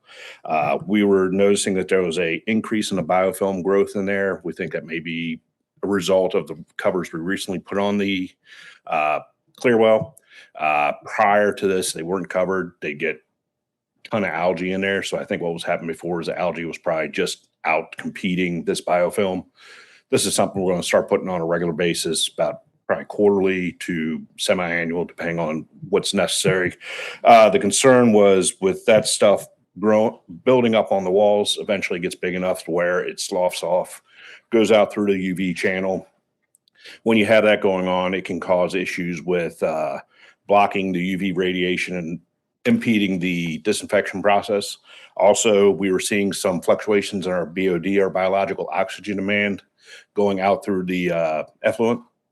And we're thinking that maybe that additional bio growth going out may have been causing an issue with that. So that's something we're monitoring now. None of these problems had caused any issues with our permit. It's just, we know where we're normally at, and we're seeing little blips coming up every now and then. We're seeing this biofilm, we're getting it addressed. So, we had no further, the wash water pump we worked on, no further issues with that wash water pump. I'm thinking it was due to air that had gotten into the line. I wasn't there when the problem was going on.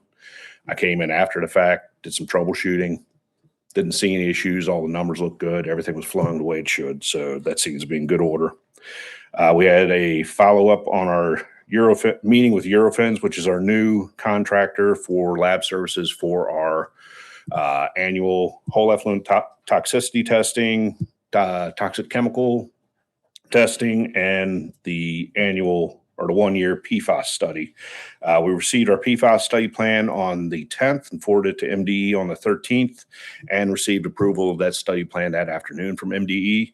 I have a meeting with our phone call with Eurofins tomorrow to start scheduling our first sampling project, get that done. That'll be doing our influent, effluent, and biosolids. And we're going to do 1 year of quarterly samples as required by our permit. And if there's anything further from the state, then they may tell us, okay, hey, you need to do this additional testing. But that's going to be dependent on what we see. So that's basically all I got. Anybody have any questions? Just have a question, not really. So I take these classes, you know what I mean? I think last week I did like an 8-hour one on confined space.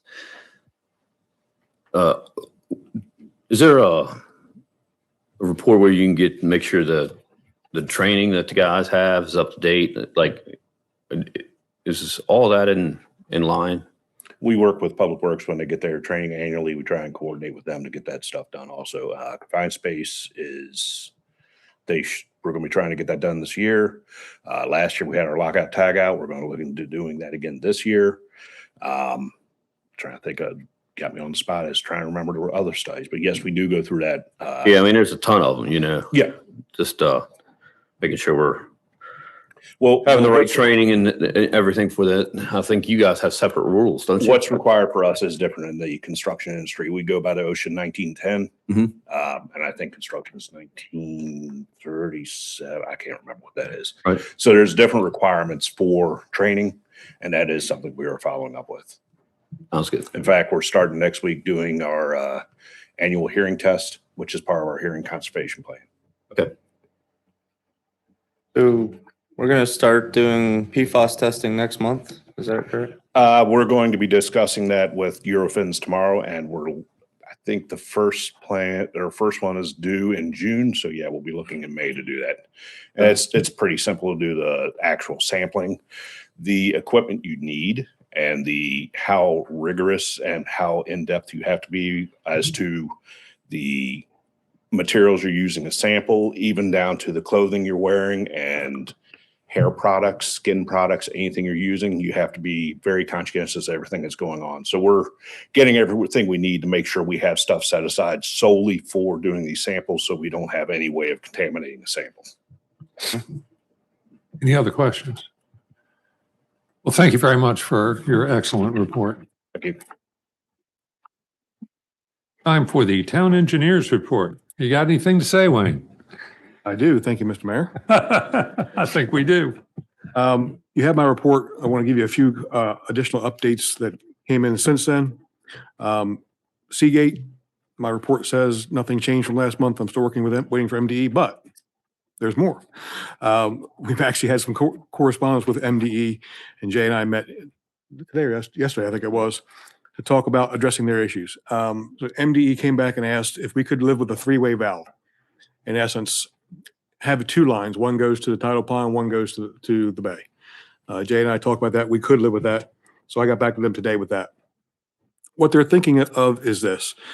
Today, when the Seagate pump station comes on, that water goes out to the tidal pond. There's some area that's not the pristine bay, they called it, that could provide some sediment load dropout, some pollution control. They don't mind us going directly out to the bay in certain situations, but on a typical rain day when the gate doesn't have to be closed, they prefer it to go to the tidal pond. So thinking of doing is putting in a three-way valve, which would, on a general everyday rainfall, it would go to the tidal pond where it does today. When you have a flood situation and a floodgate closes, we can turn it and put it in the bay. That came from the Dam Safety Division of MDE. From what division? Dam Safety Division. Okay. They're typically they're typically. How do you spell that? Never mind. DAM. Okay. They're typically looking at stormwater management ponds. Why they got involved in this, I have no idea, but MDE sent out to all their agencies. That was their comment. I got back to them today and said, yes, we can live with that. So I'm expecting a report back from all the agencies. As far as I can tell right now, they're in favor of allowing us to do that. Good. So that's good. That's a good update. That's been a long time coming. Yes. Long time coming. Other updates, I think, as Samilia mentioned, we have sent the revised draft for the master plan for Kellums Field out. I'm sure you'll see that. It did incorporate the sports court that Samilia mentioned that you got a grant for. Pretty excited about where that came out. I think it's a lot nicer. So interested in seeing your comments on that. And there's one more that I thought of, but I got to tell you about Rail Trail. Samilia told you also as well. We sent that RFP draft out to be reviewed. One thing I will note is Beach Elementary tennis courts. There was some discussion about that. And you see in here that my report says anticipate a June completion after school is out. If you recall, there was some paving that was left out there that was completed last year by our contractor that the schools were questioning. They couldn't go out and repave it during school, so it kind of got into the fall and winter and out of paving season. So we agreed with the contractor back then. They would come out this year in June when school's out. So we're scheduling a meeting with the school board to walk that and see what concerns they have. That's the completion that'll be done in June. Any questions? Any questions, anybody? I didn't see anything on, you said there was something on B Street. You were addressing property lines or something like that? What's the status on that? We've completed that. We sent a plat back of where the property lines are.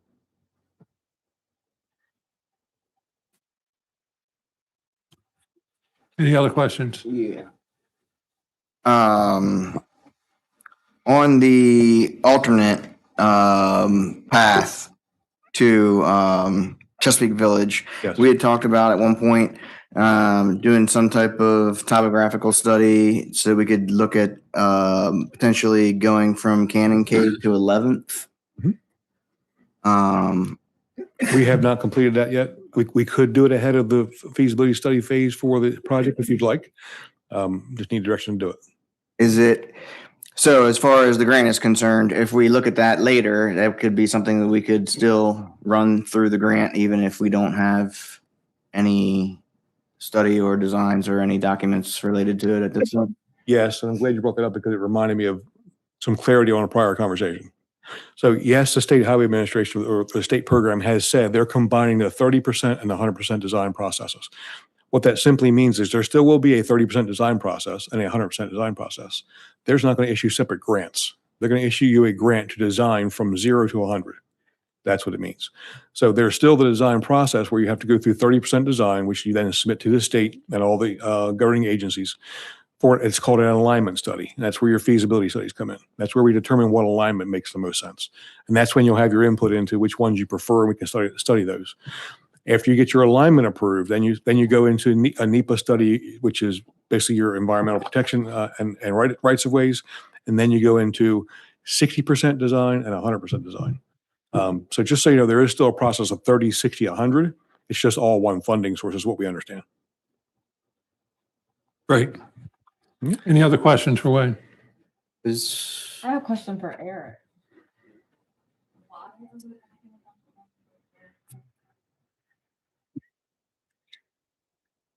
When I looked at it, and I think Councilman Duvall looked at it also, it looks more like a more direct, potentially a more direct route for connectivity. And so with the question about that, of whether it was more direct or not, was more of a question of the topography and where we would have to go around some highlands or something like that.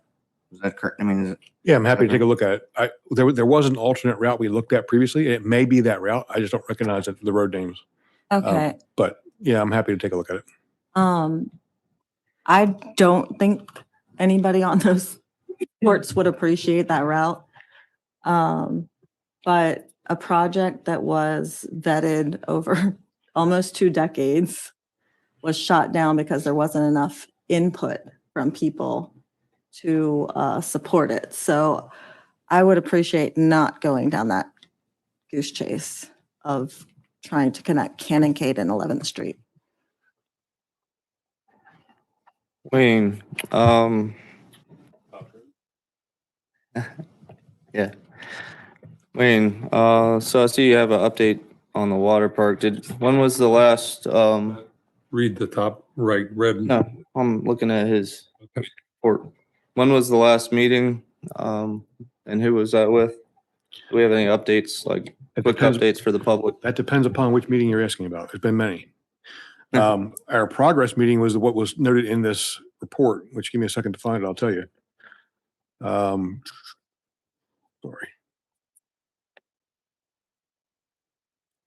Water Park was 4/16 was our last meeting. Our next one's 4/23. That's with the design team. We had a meeting last week with the county to talk about permitting. We had a meeting yesterday to talk with the state health department to talk about their comments.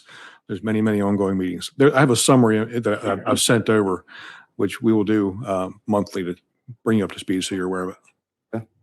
Yeah. Hopefully we get some good news next month. That's all I got. Thanks. You want to add to, Jay, is there anything you want to add to that? Sure. We went in person down to the county, and I think they were very accommodating. We were able to have that face-to-face communications, so we know who we're dealing with moving forward. They were very responsive. We have the direct communications, and I think that was helpful to set up one point of contact moving forward, things we can do, things we can't do, and I think they were very accommodating and cooperative, and definitely a supporter of us moving forward. And that was, I attended that meeting and I got the same impression. I feel like that really is going to help to have that kind of relationship with the county to be where you can sit and go over the issues face to face and not let stuff linger. And, sure. It was positive. And with that being said, the meeting yesterday with the state in Baltimore was a little different. I think the contractor has to get back with some information and different things. There's information out there that I think will be fine. The state just needs to have it in a certain format in different ways. But it was nice to have all the parties meet face to face, so we all understand the goal. So far, so good. So far, so good. Yeah. Well, keep your fingers crossed, right? All right. Let's move on.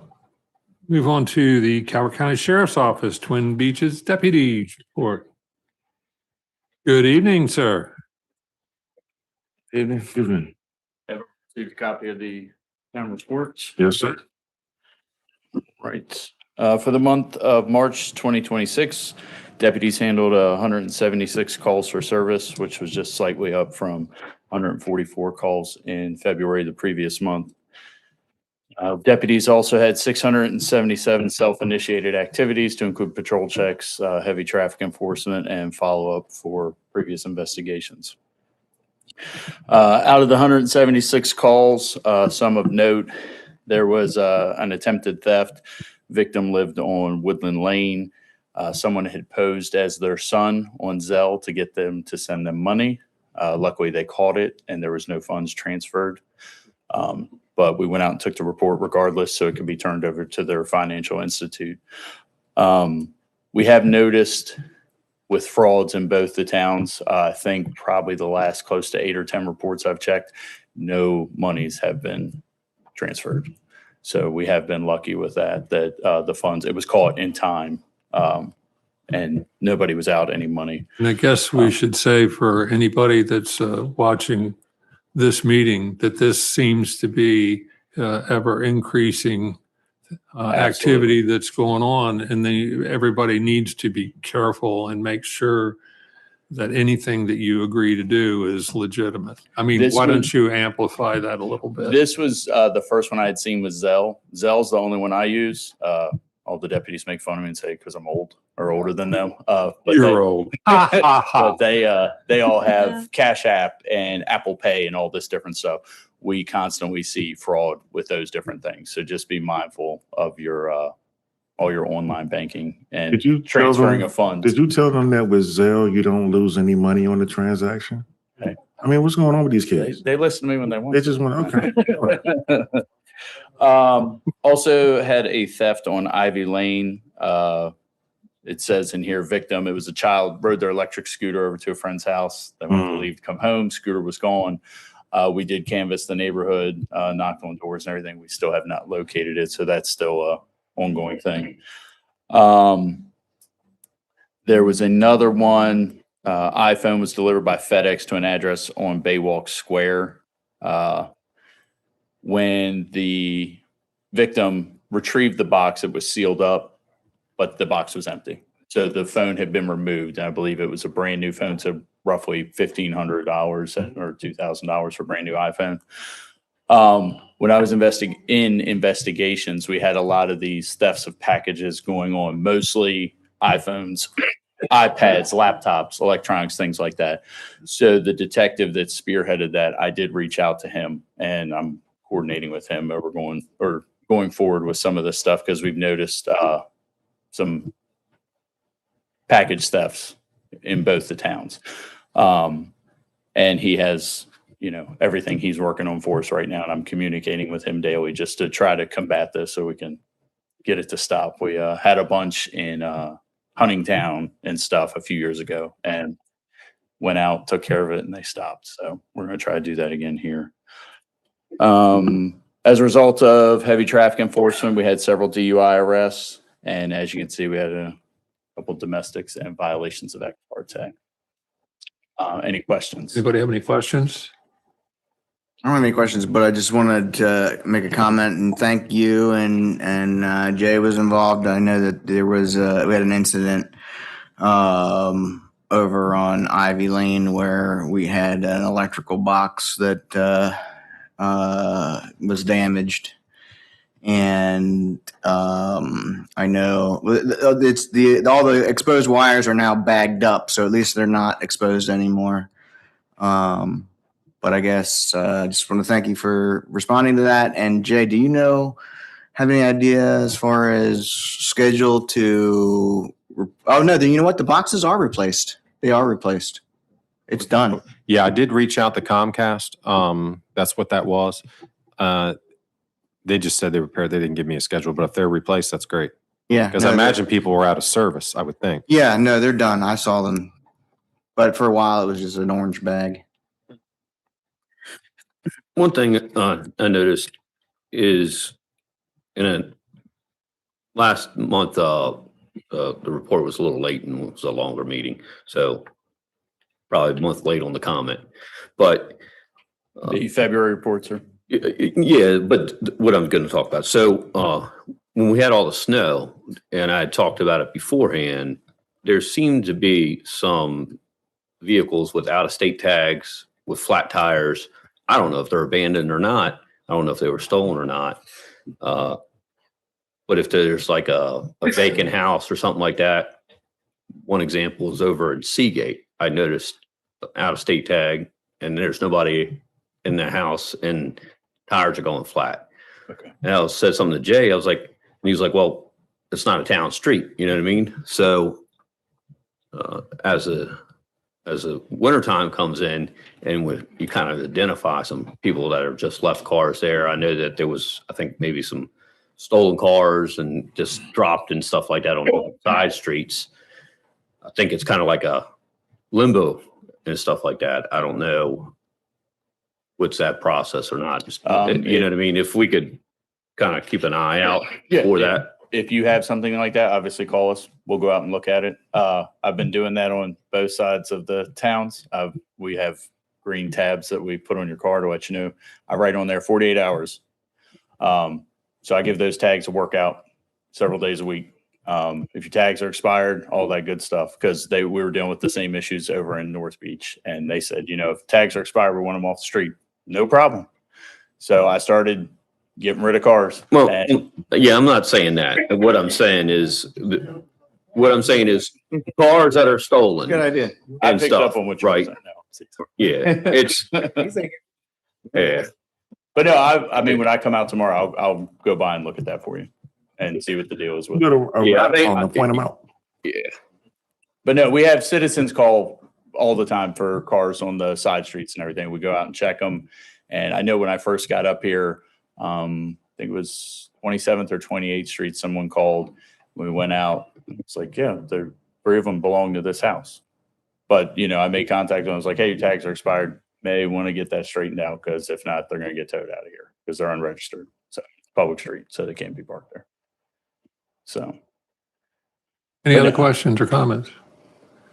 Thank you very much, sir. Thank you. I'll be here till the end if you need me for anything or anything you think of after the fact. Thank you, Sergeant. We truly appreciate your presence. All right, next, North Beach Volunteer Fire Department. Good evening. Greetings from Chief Stanton, President G. Pretty quiet, uneventful month, knock on wood. We did have a couple. What was that crackling sound I just heard? Did have a couple good accolades with some of our younger members. The Calvert County Volunteer Fire and Rescue Association had their annual banquet. And for the high school program, we had the top senior. There was Cadet of the Year, Oliver Fox. And then the academic award went actually to my son, Matthew Kaiser, for that. And then on top of Congratulations. that, he won the Dowell Showalter Award throughout the county, which is the top EMS provider, not just the high school, but through the entire ranks of entire Calvert County for some of his. Do I detect a proud papa? I'm happy. He's a smart kid when it comes to it. It's an EMS award, and he had a couple life saves, and he was he's an 18-year-old EMT, and he had a couple calls on the ambulance where he came out as a routine basic ambulance call, and he recognized an immediate problem and got some advanced life support there, and we're able to do some interventions that probably saved a couple more lives. So yeah, proud of him. Yes, so are we. I'll let him know. He hates the spotlight, so he's probably. Well, you ought to bring him next meeting and we'll really embarrass the heck out of him. I'm sure he's watching it right now. No, he's actually down there. They have a cadet drill for the in-house cadets. He's running the cadet drill for Well, them. please tell him that the entire council and everybody here was providing accolades for him for his accomplishments. And that's amazing for an 18-year-old. Yeah. That's one of the things that we're really proud of is the cadet program. We start bringing them in at 13. He was one of the cadets. The other one that won the senior of the year, Oliver Fox, was one of the cadets. And as soon as they turn 16, they start taking their firefighting classes. And then, they've both of them been in the junior and senior year at the high school. So we have a ton of youth. It's funny because I'll drive a lot of the times, let the kids do stuff, and I'll pull up and the fire truck pulls up and there's 5 16-year-olds jump off the fire truck, 17, 18-year-olds. People are just looking like they're firemen. And I'm like, fully trained and probably do it better than us old people. So we're proud of them. That's great. A little bit of follow-up. I did speak with the chiefs about, you were asking about the after action report for the Gordon Stinnett fire. I found out there was an after action report done. It's actually has to go through the Chiefs Council for Calvert County to be looked at and I guess edited, approved, whatever they do at their level. And then they'll have like a countywide meeting on it. But Assistant Chief Tippett said he would be more than happy to do a presentation for the council like one evening. We wouldn't want to take up a meeting time, but we'd invite How everybody. long over do to you the think that firehouse. presentation might take? Probably about half hour, 45 minutes. Well, okay, yeah, we'll definitely take him up on it because there's real interest in that. So Right. He said he could either come down here and do it one evening when everybody's together or host you all down at the firehouse. Maybe I can find someone to cook some food. probably, I mean, to be quite honest with you, probably the best thing we could do in my mind would be to do it at the almost at the close of one of these meetings here because everybody's here. That's just what I'm thinking. If that Right. would work. That You just definitely passed up could the work. cookout, huh? You I'm just sorry? said it was going to cook for us. What are you talking about?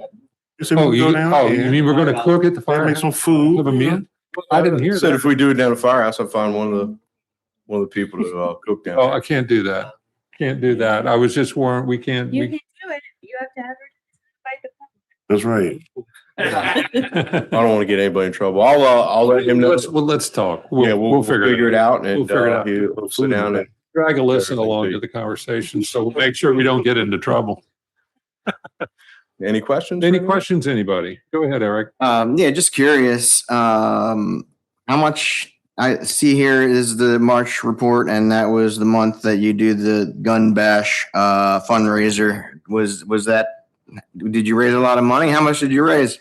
I don't know the final numbers. I know it was down a lot from last year, and part of the problem was there were several other events in the area running around the same time as ours, so it kind of conflicted.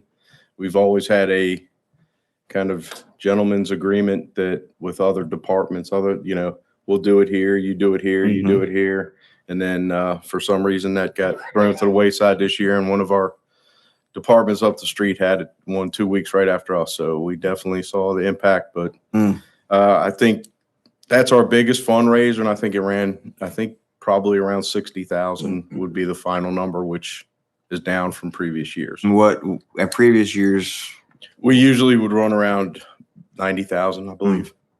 Do you still, I remember last time I went, there were a lot of people from out of state, Pennsylvania and such, coming down for that. Does that still happen, or? I don't know. I'm telling you wrong if I said yes or no. I think it's more of a local crowd that we really see, but there could be quite possible. They are looking at a couple different things next year to maybe try and ramp it up a little bit to get the interest back, since we were down a little this year. Did the ticket prices go up?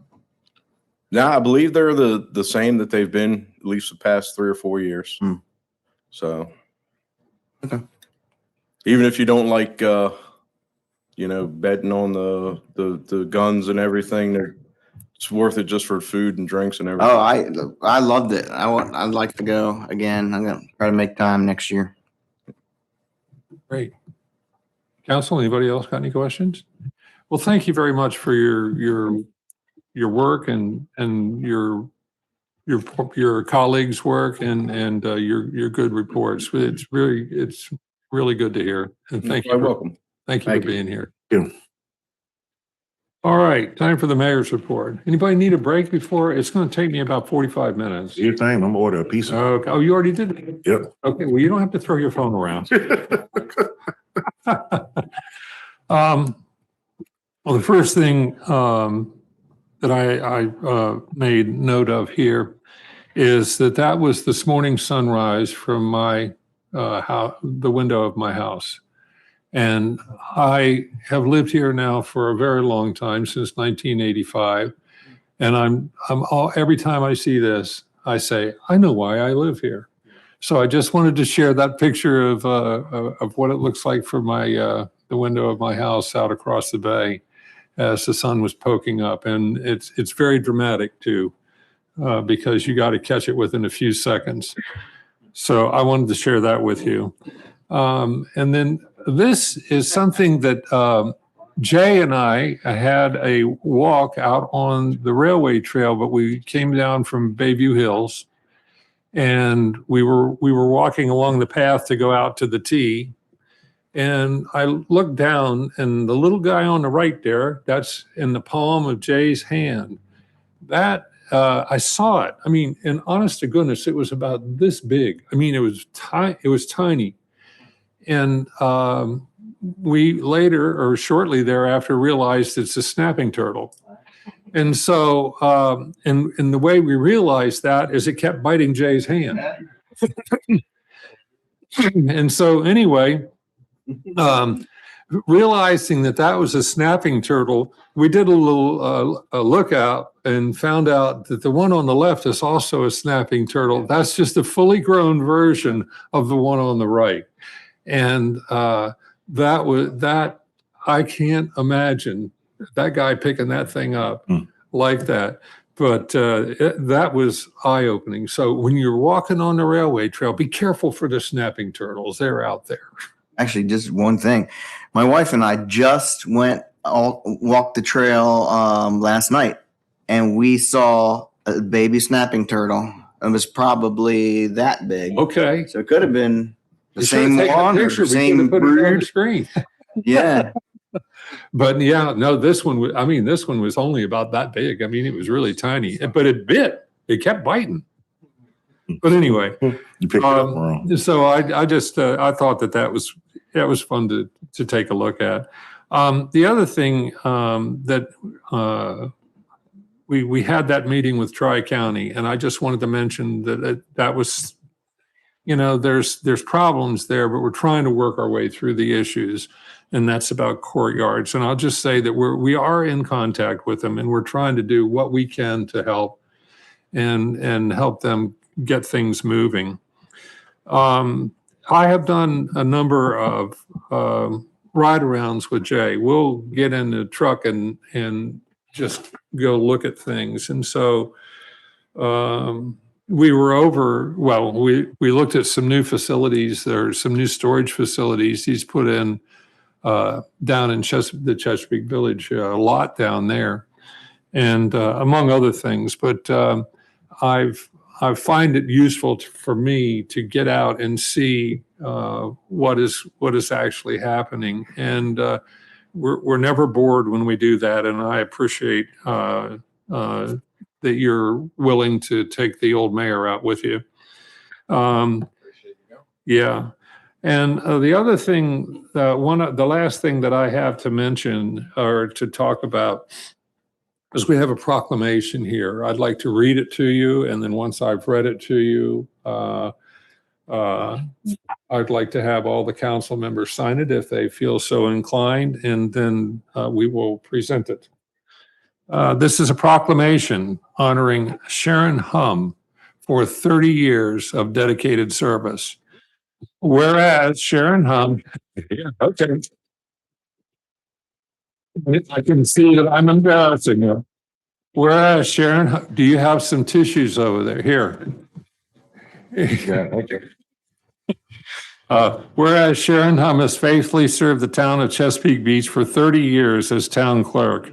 And whereas Sharon, through her tenure, Sharon Hum has demonstrated unwavering dedication to the responsibilities and fidelity of the office of town clerk, ensuring integrity, accuracy, and transparency of municipal records. And whereas her commitment to public service has greatly contributed to the effective operation of town government and the trust placed in it by its residents, and whereas Sharon Hum is known not only for her professionalism and dependability, but also for her kindness, approachability, and willingness to assist all who seek her guidance. And whereas her positive spirit and genuine care for others have made a lasting impact on colleagues, elected officials, and members of the community alike. Now, therefore, be it proclaimed that the mayor and town council of the town of Chesapeake Beach hereby recognizes and honors Sharon Hum for her 30 years of outstanding service and dedicated service. And be it further proclaimed that we extend our deepest gratitude and appreciation for her invaluable contributions and wish her continued success and happiness in the years to come. In witness hereof, I hereunto set my hand and cause the seal of the town of Chesapeake Beach to be affixed on the 16th day of April, 2026. I'm going to pass this around for the council members to sign, and then I'll ask you to come forward and I will present it to you. That's awesome. Thank you.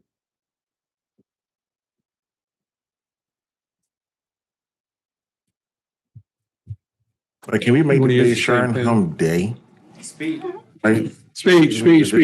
No, that's not Sharon's nature. So we'll take a little minute here while everybody signs. I want to see how that goes in the minutes.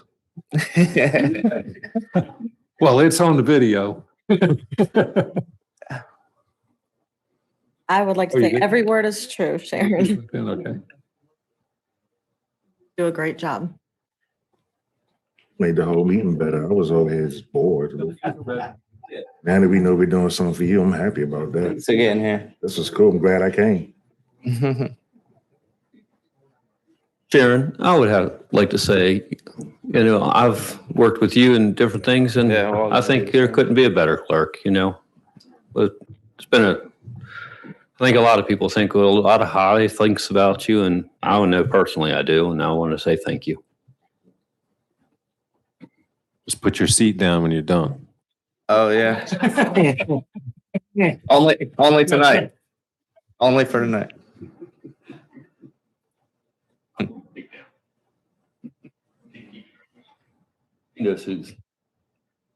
We'll sign this twice. All right, Sharon, if you come forward. Yeah. Yeah.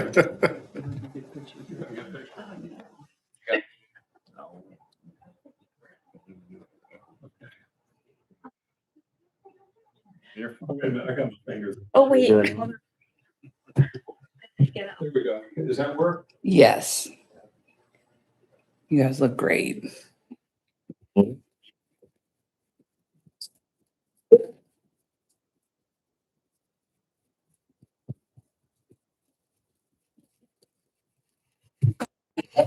the past 30 years, and it's been. Anthony said he got pizza. The whole time. Candles and pizza. Yeah, I just want to say that I've had the pleasure to work with Sharon in 2 different terms, and she is the perfect person to be the face of this town. She's sweet, she's kind, she's patient, and it's a great person to have representing the town. I couldn't agree with you more. All right. Well, thank you, Sharon. All right. And I think that's probably all I need to say for the mayor's report. Now, resolutions and ordinances.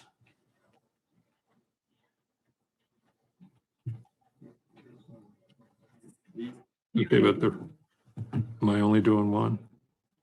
Is it it's just the first one? C. 7? All right, so we're only doing number C, letter C, vote on ordinance O-26-7, an ordinance of the Town Council, Chesapeake Beach, Maryland, amending Chapter 257 taxation to add Article 5 tax credits for disabled public safety and surviving. No, that's not the one. I'm sorry. I went the wrong place. Let me start over. Vote on ordinance. Yeah, I got all mixed up here. Vote on ordinance O-26-7, ordinance of the Town Council of Chesapeake Beach, Maryland, amending the Town Code, Chapter 290 zoning, Article 3, zoning districts, Section 290-10, table of uses to permit certain home occupations as a conditional use in certain zones, to amend Article 3, Section 290-11, conditions and standards for conditional and special exception uses, to revise the standards application to the conduct of home occupations, and to amend Article 11, definitions, Section 290-43, definitions, to revise the definition of the term home occupation. Is there a motion for approval? A motion. Is there a second? Second. Motion. You're, Well, I think what you're looking for, you get the second first, Second but I first. have a list. Yeah. Yeah. okay. We have the second. Now you want to make a motion to amend? The one you got, yeah, I'll make a motion to amend. I actually have The a 1A? list of motions to make that I think will accomplish what was all discussed during the work session. And then if there's additional motions, that can be done. So. Yeah. So the first one is a motion to strike and, in this in quotations, and has a minimal negative impact on the neighborhood where the business is located from CC1 Alpha. I agree with So I would just say that I would suggest that you make a motion, individual motions for each amendment. Okay. Yep. That's what we're doing. Great. Yep, so that's the first one. All right. Say it again, please. Please say it again, Jamie. So the first motion that I'm making is to strike in section CC1 Alpha and has a minimal negative impact on the neighborhood where the business is located. Strike the first and as well, right? Correct. It starts with, yeah, the I first. second that.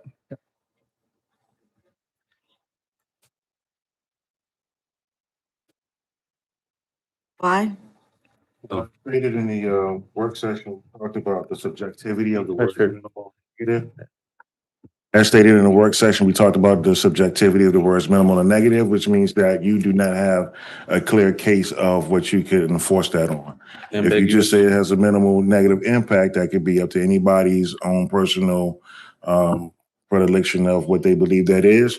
But if you also go to J, where it says the establishment of or operation of a home occupation is harmonious with the character of neighboring residential uses and does not create traffic, pedestrian, or vehicular or parking demands of character with neighboring properties, then that pretty much gives you an idea of what the impact is, which means you don't need those words in the beginning.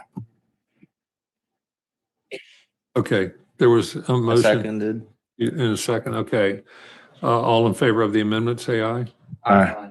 Opposed? No. There was one no? Okay. Mhm. All right. Okay, That amendment carries. the second motion is a motion to strike the word zoning from CC 1, K as in kilo.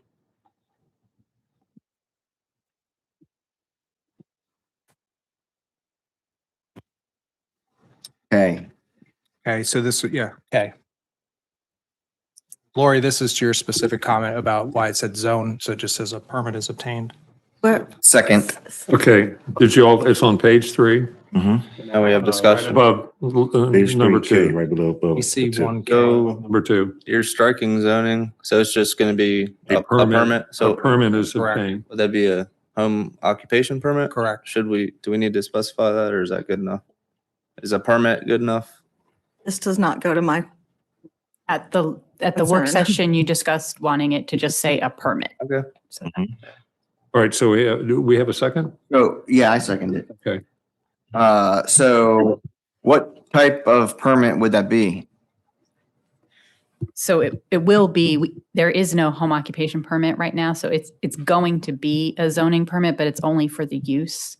Ultimately, we would want to develop a permit for it. We just don't have one yet. It's possible we could have one in place before 20 days, but I don't know.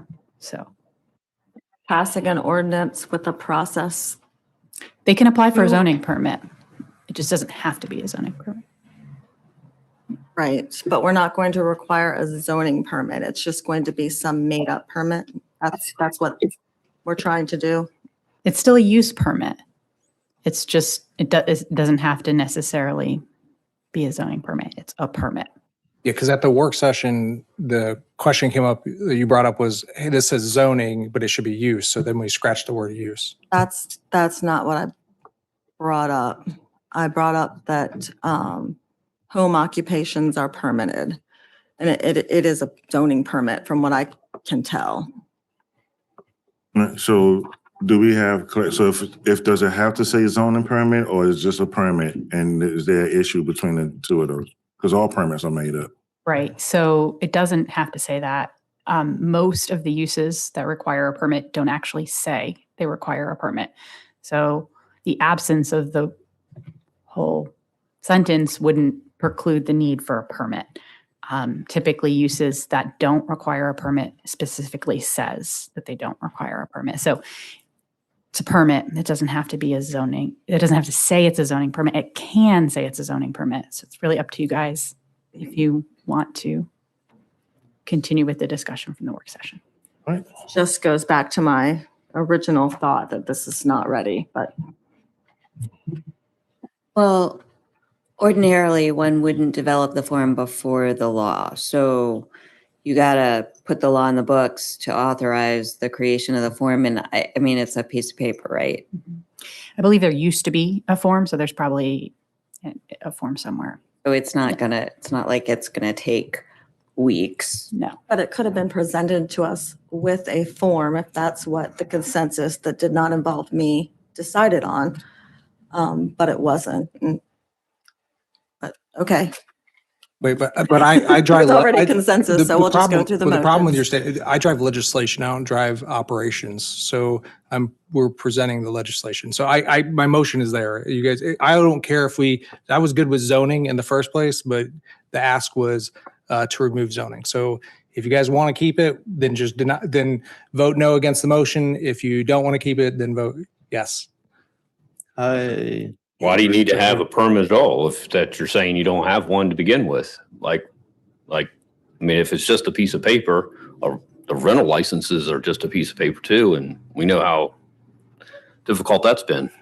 Well, I mean, is this enough discussion? Can we vote on this? Yes. All right, I'm sorry? Yes. Okay. All in favor of this number 2 amendment, say aye. Aye. Opposed? Okay, so that passes. Okay. Item 3, ensure that a permit is required by adding the letter I to CC sub 2, which would state a permit is obtained. Okay. That was K, Well, right? hold on. No, we just You did jumped K. one before, so I need to make one more motion regarding, I got 2 or 3 more motions. So I need to make a motion. This is just cleaning it up, just so everybody's tracking. So I need to make a motion to strike G from CC 2. Change, That's number, oh, that's 4. It's backwards. Is that's that number backwards? 4. That's number 4 on this. Yeah. I It read doesn't number matter. 3 on here. You got it as 3? Okay. Sorry, That's what I backwards. just read. Okay. But you can't make a motion, so. No, I don't want to. I want somebody else to, Right. or not. Make a motion, strike G from.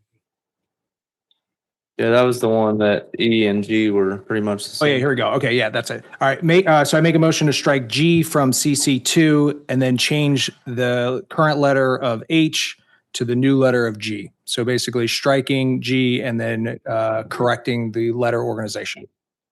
Second. Aye. I'm in favor. I thought I was waiting for discussion. I was confused. There was no discussion. Discussing it at all? I don't need any discussion, but I Okay. was just caught off. I'm sorry, I don't have a count. Do you have a count, Sharon? Let's do it again. Let's do it again, please. All right. To oppose or not oppose, because there's problems within doing it this way. You're It's only very opposing my confusing. motion. So I'm making a motion and you can vote yes or no on my motions, and then you can make your own motions later on. Make a motion to. I still got other motions that I need to keep. All right, now wait a minute. Let's just start from the beginning. You're making the motion, and this is to Yeah. strike either E or G from CC2 as they largely say the same thing in different ways? That's, That the specific motion was to scratch G and rename HG, Did. and we already I voted. think it was 5-1, right? okay. So that one passed. All right. And then, So, okay, next motion. So the next motion, and again, this is all the items from the work session. So the next motion is to add to CC2 the letter and at the end of the new G and add a new letter H that states a permit is obtained. Second. okay. Any discussion? All in favor, say aye. Well, right. I have a question about that. How did I guess? So, the K on,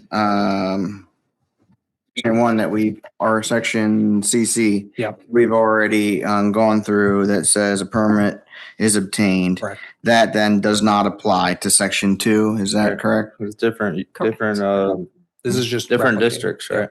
Yeah. So did you add that or not? Whatever you said about permits. Yes, on I I'm adding that line. Correct. So it's, again, So the there motion is is, Section 2. That's what he's adding now. As you were saying before, even if that line's not in there, a permit would still be required unless it says a permit is not required? We could have struck K. The planning commission could have struck K, but they chose not to. So that's how it came to you. So got it. I don't think it hurts to add it because then it's consistent and there's less room for confusing interpretation before you've had a chance. that was the ask in the work session was, can we have consistency between section 1 and section 2? So it just mimics the same statement. Any further questions, comments? No, sir. Let's take a vote. All in favor of that motion, say aye. All opposed? One opposed. Motion passes. Okay, I got one more. All right. This would make a motion to add letter I to CC section 2 and section 1 stating no controlled substances are permitted in a home occupation. You're adding I to section 2. Or sorry, 1, and then, I'm sorry, we corrected the letters. Yeah, correct the letter. Let me just rephrase this. Make a motion to add additional lettering to both CC1 and CC2 stating no controlled substances are permitted in a home occupation. All right, is there a motion for approval? We need a second. Already, Second. we have a second. Any further discussion? Yeah. So your letters H and I are, I just corrected it to say additional letters so that. so no substance, and that's letters H and I or letter I? No controlled substances, and I just said additional letters, so whatever the correct letters are can be made by the attorney. Okay. Should be H. Yeah, we discussed this a couple of times. Please. And I know that there's some conflict and disagreement on this subject, but it seems to me that this would affect someone who was doing any microbrewing and selling to local pubs or anything like that. That's a controlled substance. And there could be, I mean, I'm not really thinking about other controlled substances, but this would be a deal breaker for me. Can I make a suggestion to limit that? We can say a controlled dangerous substance or as that term is defined by the relevant federal law, because if we use state law, it would exclude cannabis, and I gather that cannabis is intended to be included. I would add that again, this is all the motions that were asked to be made during the work session, so I'm presenting them here. And I'm All right. also going to vote. I'm not in favor of this either, but this is the input from the council, so I make the motion for everybody to make a call. I would No. agree with, I would Wait agree till you with, vote. are we having discussion still? Yes, No. if you want. Yeah, let's try to move this forward. Go I would ahead, agree John. with what Eric said about allowing, finding a way to allow microbreweries. Is there not, did anybody, the drivers of this legislation that we're doing right now, did you look into cottage laws? Or, I mean, Yeah, my kids own a cottage business, so what's your question? right, so why wasn't a cottage law put before us instead of? Because a cottage law is a home-based business. So, right. Cottage business is a home-based business.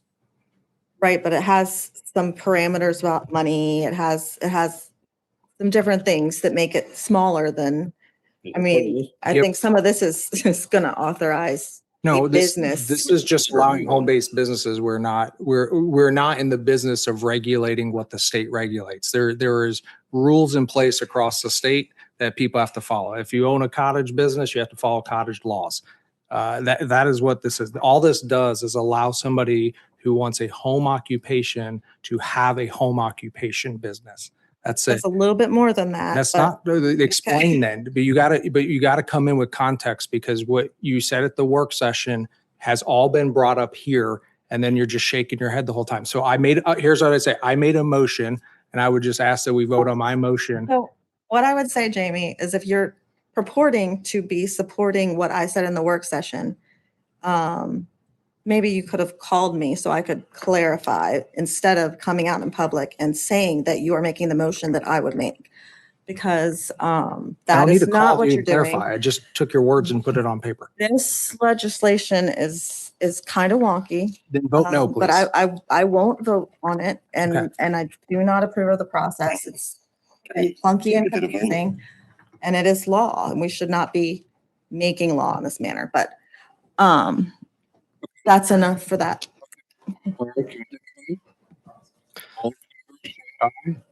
Aye. Motion fails. Those are all my motions. Does anyone else have any motions? And you got a motion? I will. Yeah. Well, I don't know what it says anymore, but I don't mind redundancy in the code, especially if I don't understand what's specifically in. Yes, I am. I need to find I don't know what the letters are now. So my motion is to remove the strike through in the code that appears under 110. And For discussion, thank you. Well, I wasn't finished, you're but going to do one at a time, right?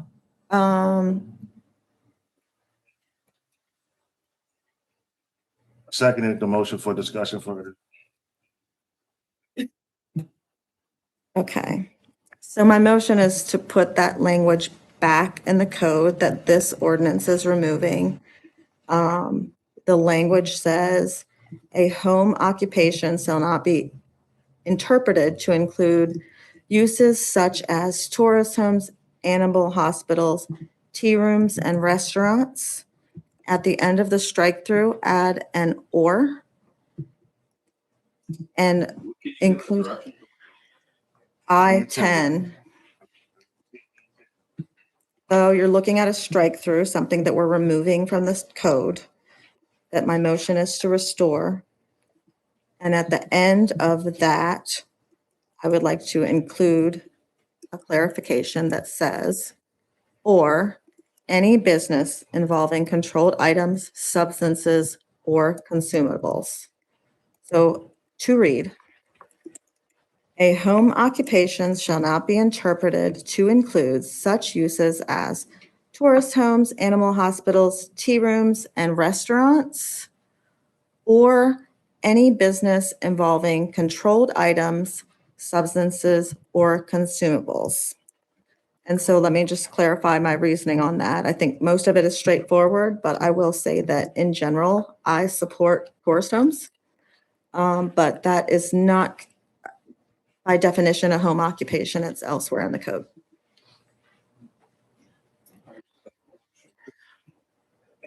Yes, that's my motion to amend. Yes. Second.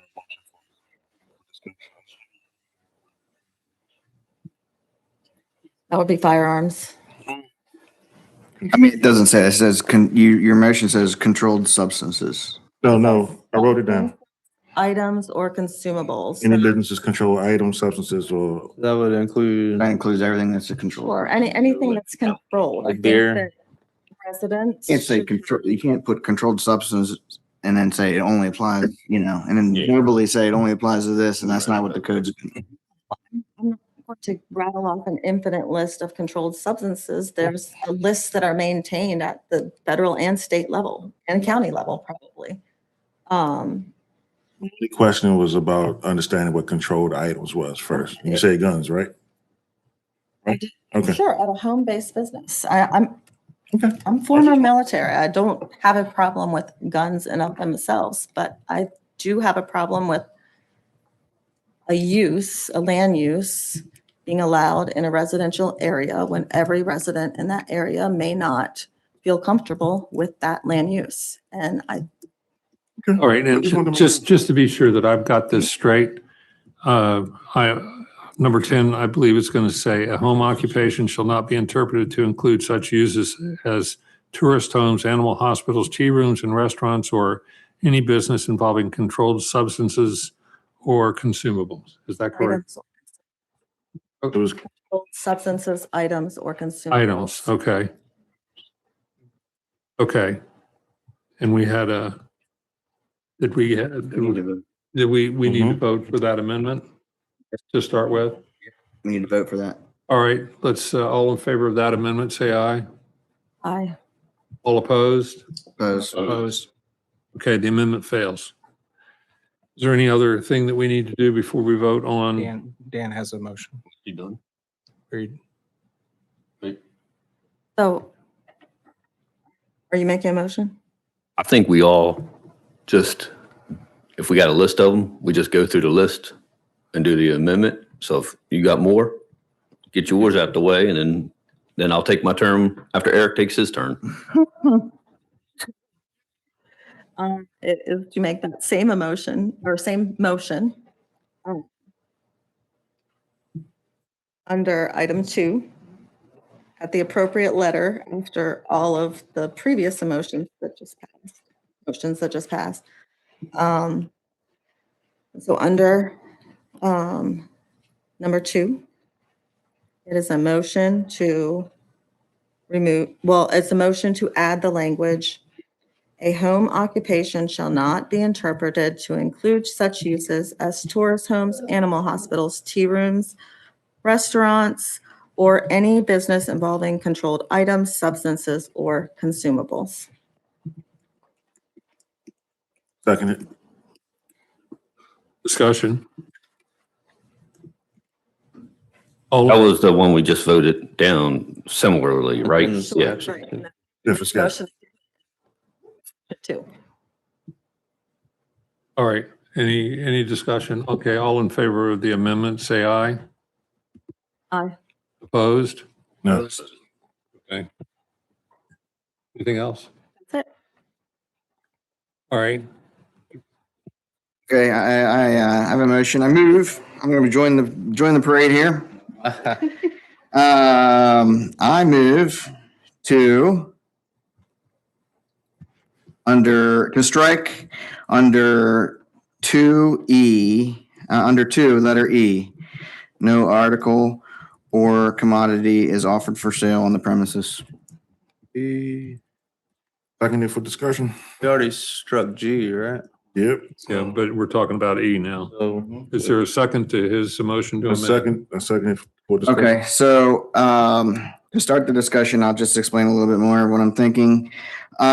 We have discussed many times and gave descriptions of home businesses as someone making crafts or selling crafts, or there's a freeze dried candy business in town, I believe.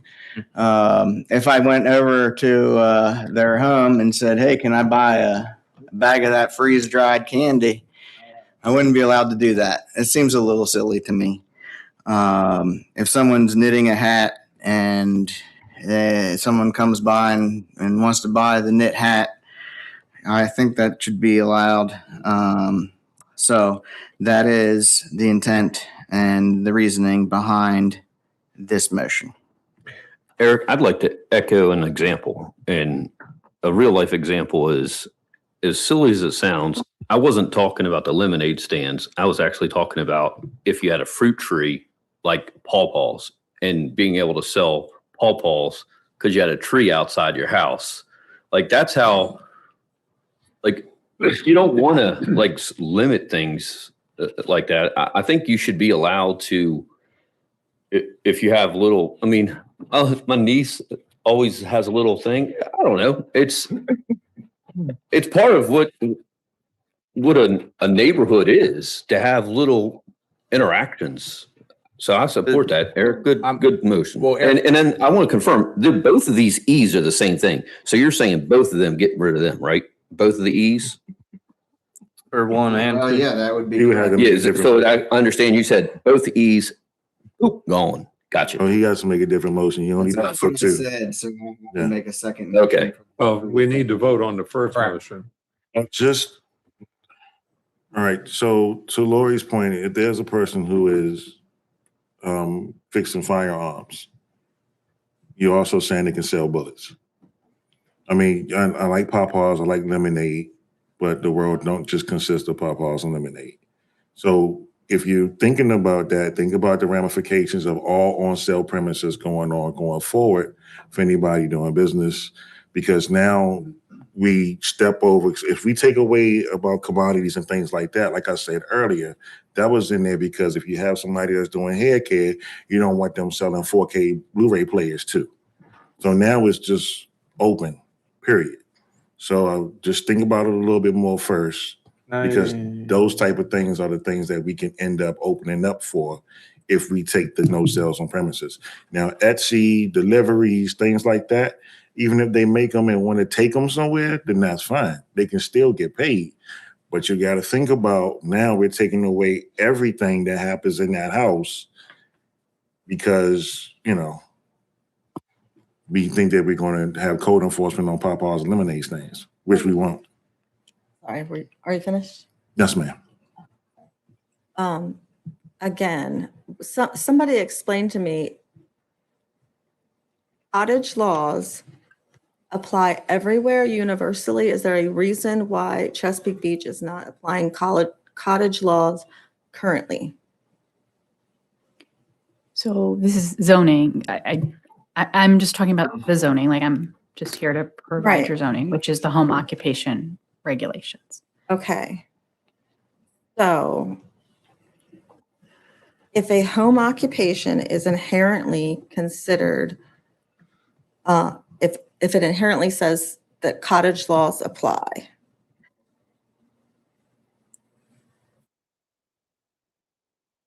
we're doing more than allowing cottage laws here. We're allowing a whole lot of stuff. Why did we not come to council, or as a council, because I wasn't involved in this consensus that was developed, come up with a ordinance that we could all review and understand that we would pass, that allowed for cottage laws, but did not open up neighborhoods to all kinds of different business and I realize I'm outvoted. That is I guess at this point, a rhetorical question, but I would just maybe make a statement for the record that the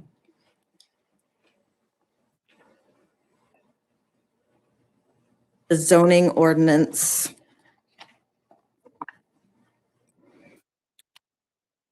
O26-7 as presented and amended is too confusing to understand and vote for.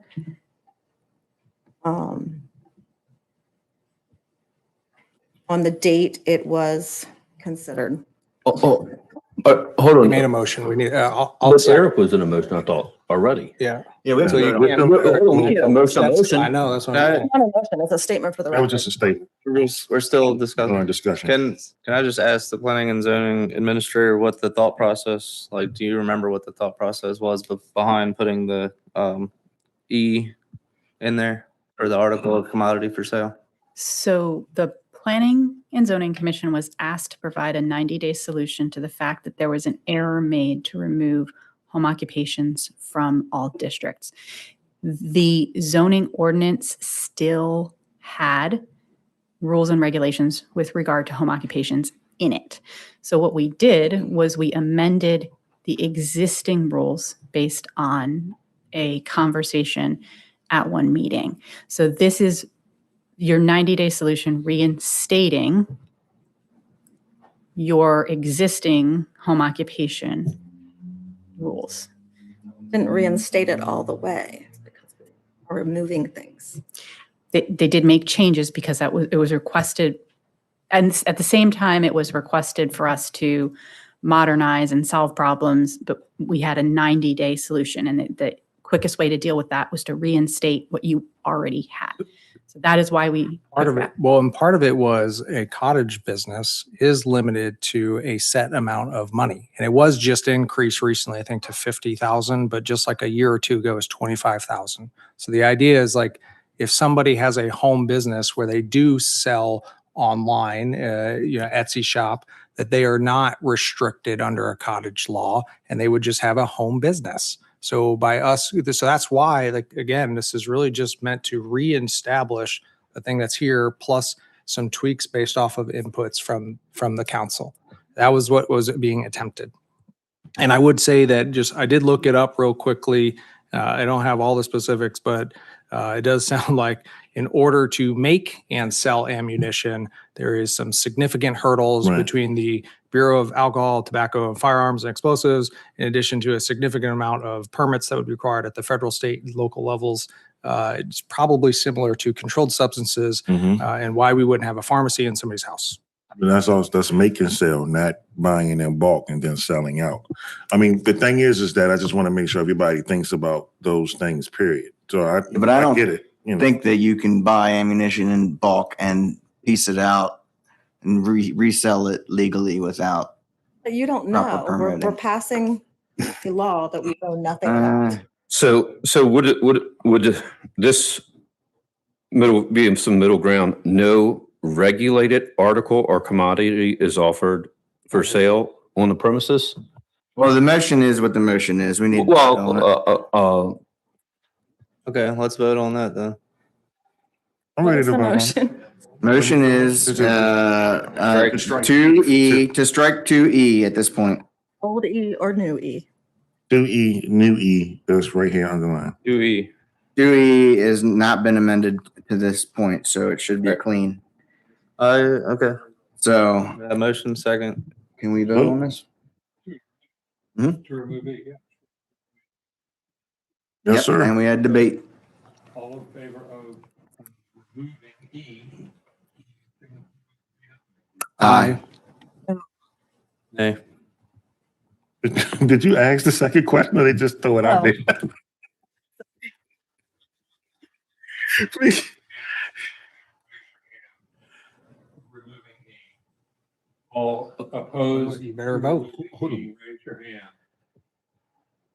Okay, 4 opposed to removing E. So E remains. All right. Are we ready to move forward? Yeah, I'm not going to do my second motion because Did you have a motion, Dan? So, yes, I'll make a motion to amend both letters E to say no regulated article or commodity is offered for sale. So, Second. Hold on a second. Okay, yeah. I think you want to say on premise also, not just offered for sale. No regulated article or commodity is offered for sale on the premises. Is that what you're saying, Dan? I am saying yes. We Second it. Okay, so I just want to be clear because it was a little messy there. You wanted to say no article or commodity is no regulated article or commodity is offered for sale on the premises. Is that correct? Yes, I believe this is what we were saying in your last motion, and where I was in favor of what you were saying within our discussion.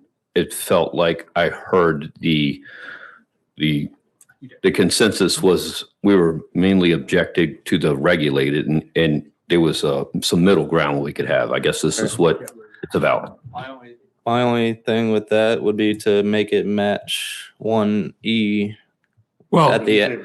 I know. Mhm. So we're talking about modifying both 1E Right. and 2E. But 1E has an additional couple words at the end where it says, except those incidental to the services offered. I was just saying, do we want those to match? That's not what the current motion is. But my motion was, and I'm open to getting shot down, and we can try it a few more times. I believed when we were in our discussion with Eric's motion that there was a consensus in our conversation about us wanting to allow things to be sold, but yes, to not allow regulated and sort of not fully let the reins go is what I was understanding the middle ground. I agree with that. So Dan, what he's saying is that there's extra verbiage in 1E. Correct. And he's I'm not touching that. so you want to let 1E stay the same. You just want to. Both of them were just to basically adding the regulated to it. So Following the word no. yes. That's all you want. And 1E and 2E. That's, So add regulated to both. and that's, All right. that is his motion. Did we have a second? I mean, he did have a second. Okay, we have a second. I'm not going to ask for any further discussion. We've already had plenty of discussion. All in favor of the amendment signify by saying aye. Aye. Opposed? Okay. Good. Now, can we vote on the amendment? I was just echoing him. I haven't even got started on mine yet. Really? Yeah. What? I have a whole list. Well, how about if we take this off the table completely? That's what I tried to Once do. again, and I just want to point out though, Mayor, I think this has been up for, we're going on like month 5, and all we're doing is reinstating people's ability to have a business in their house. That is it. It is true. It is a home business. If you're not a commercial entity in the town, you currently do not have the ability to get a home All right, occupation permit. do we have something else specific? How much have you got, Dan? I sent some emails this morning. I got no response to. So, Been yeah. home all Wait, day. wait, No. your emails then, your emails No, are saying no, we should hold on, revert back. Hold on. So do I have to, You have do I operate under different rules? You have to make a motion. Okay.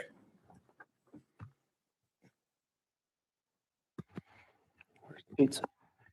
I'm not sharing pizza with y'all. That's with Miss Sharon. Pizza. I'd like to ask for clarification. So in this, I'm seeing that there is separate sets of rules for the RV1 and the RV2. Correct. Inside our comprehensive plan, I don't see where a division of RV1 and RV2 are within our comprehensive plan. So RV2 is intended to be slightly more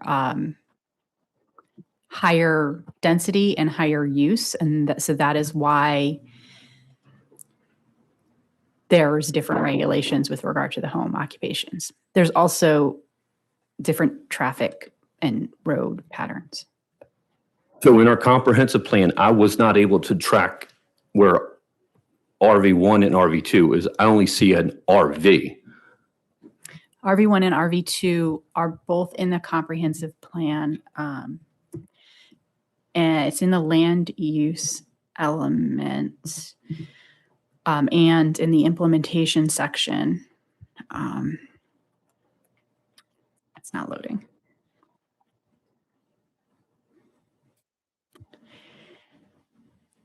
So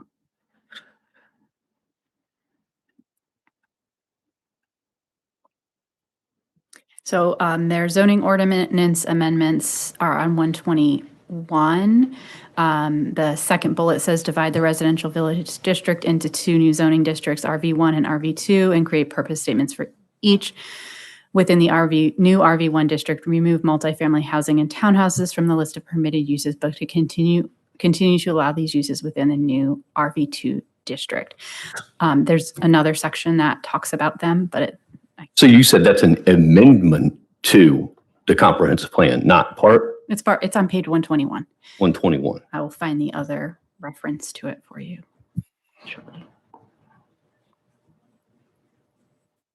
And which comprehensive plan are you looking at? The current one. So it's probably in the implementation section. Those would have been recommended by Chris, and they, to my memory, did not prohibit business use. But then the code ended up doing that. And that wasn't something that the Planning Commission did. That was something that was done that we don't even know when it happened. With all due respect, what we're doing right now should have been done during the work session. I think right now, if there's a motion to be put forward, we need to put a motion forward so we can vote on it. This is not a work session. We have to move forward. I'm sorry.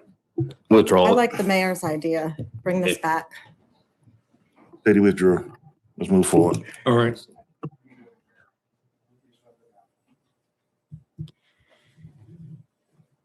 Just for 30-second reference, recess. the other location that refers to the 2 different residential districts is on page 59. Do the ones that we already voted to change, are they at least going to take effect for the next instance of this? We still. Okay. All right. Okay. I have a motion to amend. Seconded. Discussion. Okay. My motion to amend is on CC1, adding RV1 to that, and on CC2, adding RV2 to that. So merging RV1 and RV2 together in the uses. Yes. Did you have some insight on that? Just want to clarify the reasoning behind the RV1 and RV2. It's hard to hear you. Sorry, I want to clarify the reasoning behind why the RV1 and the RV2 are in separate here. And that has to do with road widths and traffic generation. So just want you to be aware of that as you consider that. You said that there was a mistake. You don't know where it's at. And I don't know. That's my motion. Do you even know what we're doing? Eric, just so you're up to speed, Dan made a motion to make sure both sections, CC1 and CC2, include RV1 and RV2, because right now it's one and the other in the packet. So that's his motion we're about to vote on. It's open for discussion right now. Is that the intent of the original? So again, the reason that RV1, the reason we even established 2 separate pieces was because traffic generation in RV1, think C Street, from a home occupation that has visitors and deliveries coming to it regularly would be disruptive to the traffic flow on the street. So that was the reasoning. And I just think you should have that information as you consider. So if we approve this proposed amendment, is there any reason to maintain two sections? There's then I guess because the RMD, RLD are in the lower impact sections. I think that if we did that, when we get to J, where it talks about does not create traffic, pedestrian, or vehicular parking demands out of character with neighboring properties, because that RV1 and RV2 was stipulated for that particular reason, to make sure we had traffic and parking in these different areas that can actually handle that traffic, we would probably be putting people in a bind by putting RV1 and RV2 on both playing fields. So it may be best, but I'm ready to vote on it when you guys are. All right. Would you help me and tell me exactly where we are and what we're voting on? So Dan's motion is that in section CC1, where it says conditional use in the RV2, he is adding RV1. In section 2, where it says conditional use in the RV1, he is adding RV2 as well. So it basically, both sections will have RV1 and RV2. And I suggest that if you handle it that way, you have two inconsistent provisions in the zoning ordinance, that if you want to accomplish what I think Councilman Duval is trying to accomplish, you would pick one of them and move and delete from the other one entirely.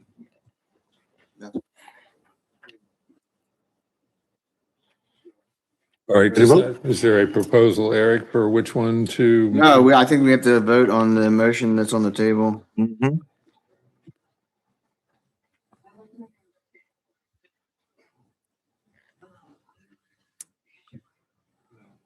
Sorry? Yes, I would like to abstain from all motions here on out. It's confusing.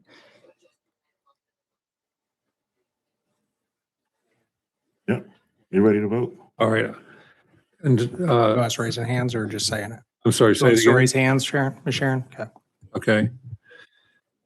Okay, and I need someone to, Sarah, would you restate what we're voting on? What you're voting on right now is to amend CC1 and add RV1 and amend CC2 adding RV2. Okay. All in favor, say aye. Aye. If you hang. All right, all in favor, raise your hand. All opposed, raise your hand. Motion fails. We done? Okay, Thanks for the rest of the night. what's left?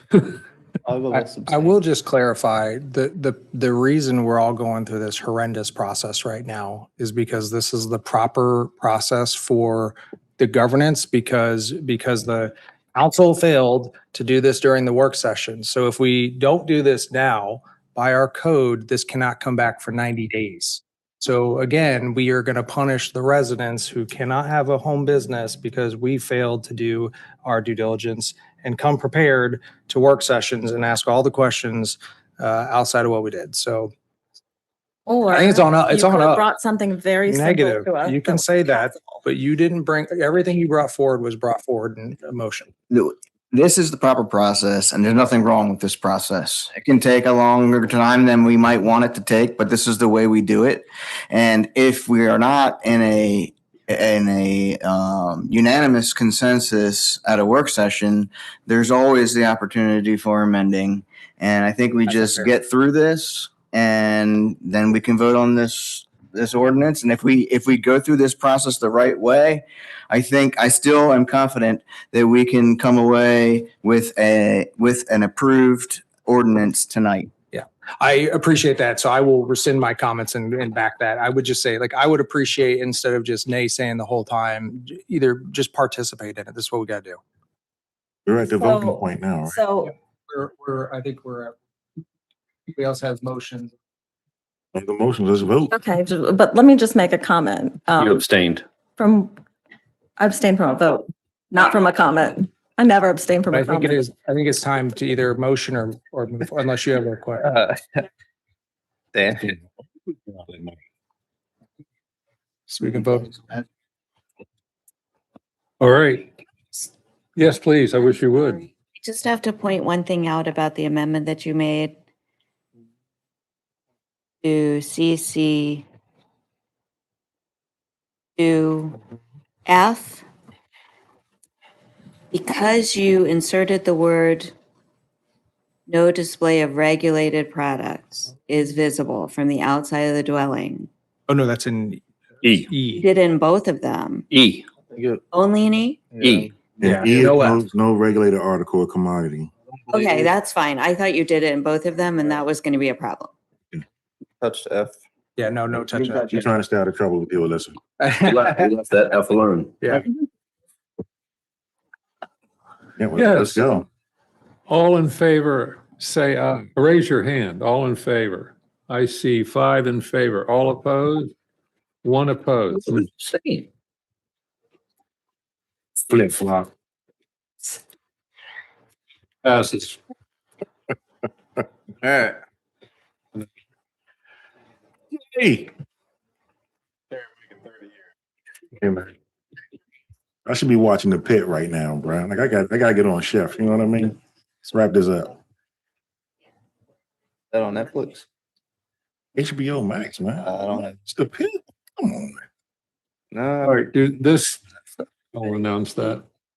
All right, if we can come to order. Our attorney indicates that the amended document will not be available for signature tonight. Okay. Go figure. Too much. It's a lot. Yeah, this one got a little confused. All right, I think we're down to letter E. There's more. Wow. Vote on resolution R-26-1, a resolution of the mayor and town council of Chesapeake Beach, Maryland, in support of House Bill 1142 and Senate Bill establishing the task force to modernize county and municipal revenue sources. Is there a motion for approval? Motion for approval. Is there a second?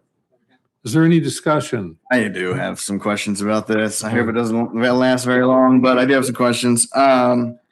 So I just wanted to be clear on the process of establishing a task force. And I also wanted to be clear on what does this cost the town anything?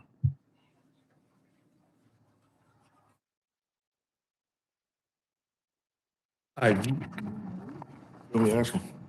Not typically. It doesn't Yeah, I have- would say Yeah. probably not. It would be a volunteer task force. Oh.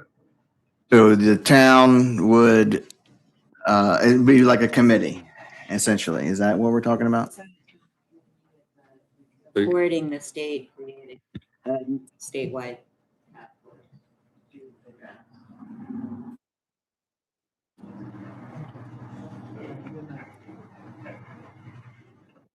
Okay. Not to tax more people, to provide you with alternative revenue services, sources. I like the sound of that better. What does, I mean,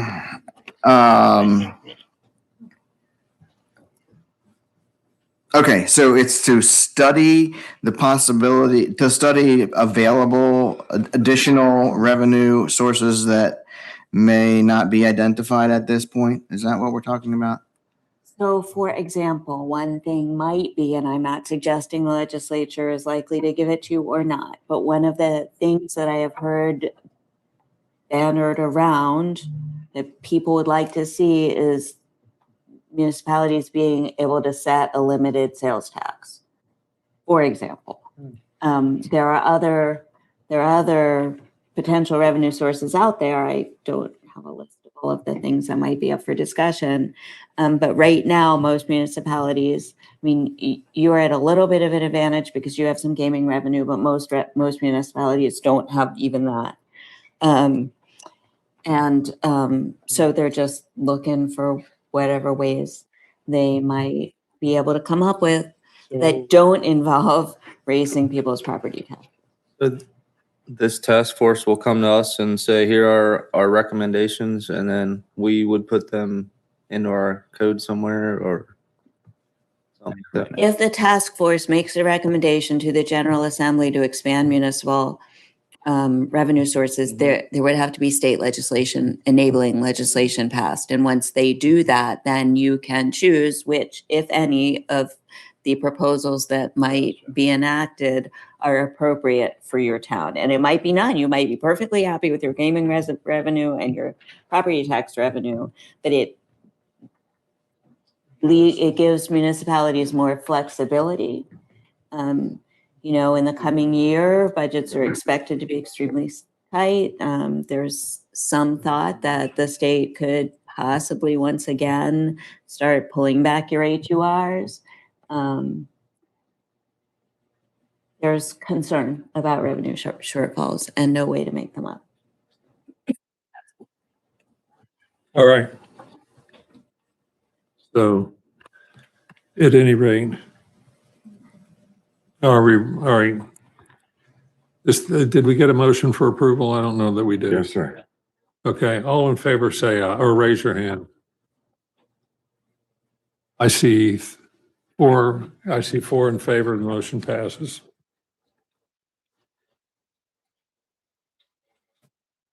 Okay.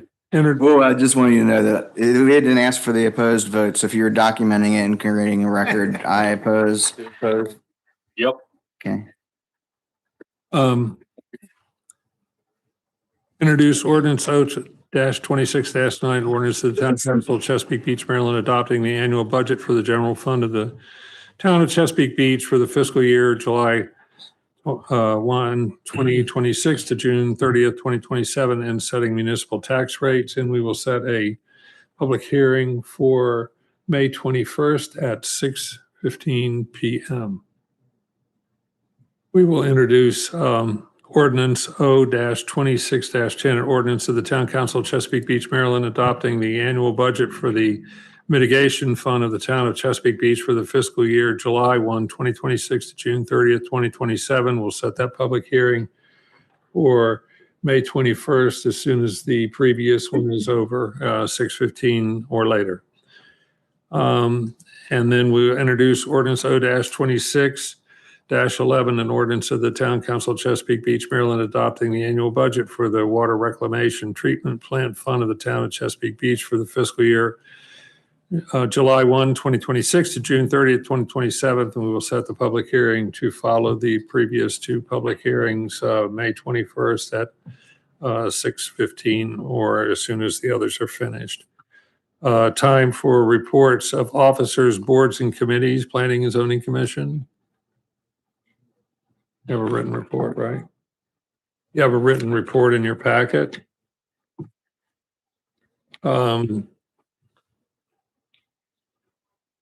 No Board of Appeals meeting was heard. Chesapeake Beach Oyster Cultivation Society, you have in your packet. Economic development, do we have economic development? Yeah, we had our last rental subcommittee meeting, and we will have a final draft, like I said, by the 30th. We got a few little items, but it was a really great experience, and I want to thank Anthony, and I thank Wes, thank Cheryl, and really thank Deb Buckingham. She really helped provide a lot of input, and look forward to sending the overview be available for this next month's work session for us to look over. Great. We have Oh, let's see. Green team. Green team. We have a written report. And anybody got anything to say about that? I didn't think so. I'm glad that they're there and doing what they're doing. Wait, there was just on the green team, Lori, I sent you an email from Wayne's team. They were just looking to connect with somebody from the green team regarding partnership with some of the stuff with Kellums. I forwarded your email to Okay. Melanie. And Great. since we're talking about the green team, I just want to congratulate them for making the library Baywise certified in their landscaping. So That's great work. And it looks good. it looks good. It looks I good. know.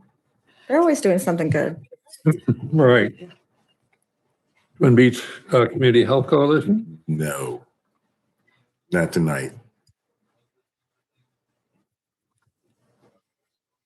We'll talk about that later. Okay.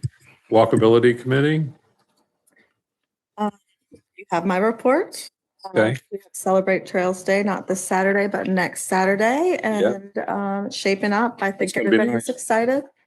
It's going to be. Meant to bring something to show you guys, but I forgot. So you'll have to still wait. Show up? You just have to I'll show have up? to show up there.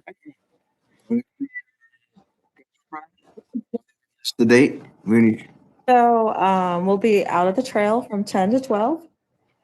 Basically, we'll just have cookies and drinks, and we have a history display for everybody. And the display will be left up from that day of the event until Wednesday, so that people on their normal routes can check it out. So it's very low key, very volunteer driven. Not one of these big town events. I don't even think Samelia is going to be in the area. You'll be on a much needed vacation. But it is a committee level event, and I'm really proud of my committee and just grateful for my committee. They are hard workers, they're good people, and they've done a great job with everything that I think they've you been have- asked to do. I think you have every right to be very proud. So I'm looking forward to that event. The last thing here is Water Park Committee. You have a written report. John, is there anything you want to say? No, this month we pushed our meeting to, so we're gonna meet next Thursday, talk about the rates a little bit and hopefully have a good update from the meeting that's taking place on the 23rd with the state. So hopefully we get some, a good progress update soon and so they can start demolition. That's it. Sounds good. Could we, I would like to ask, and I was talking with Eric this past weekend.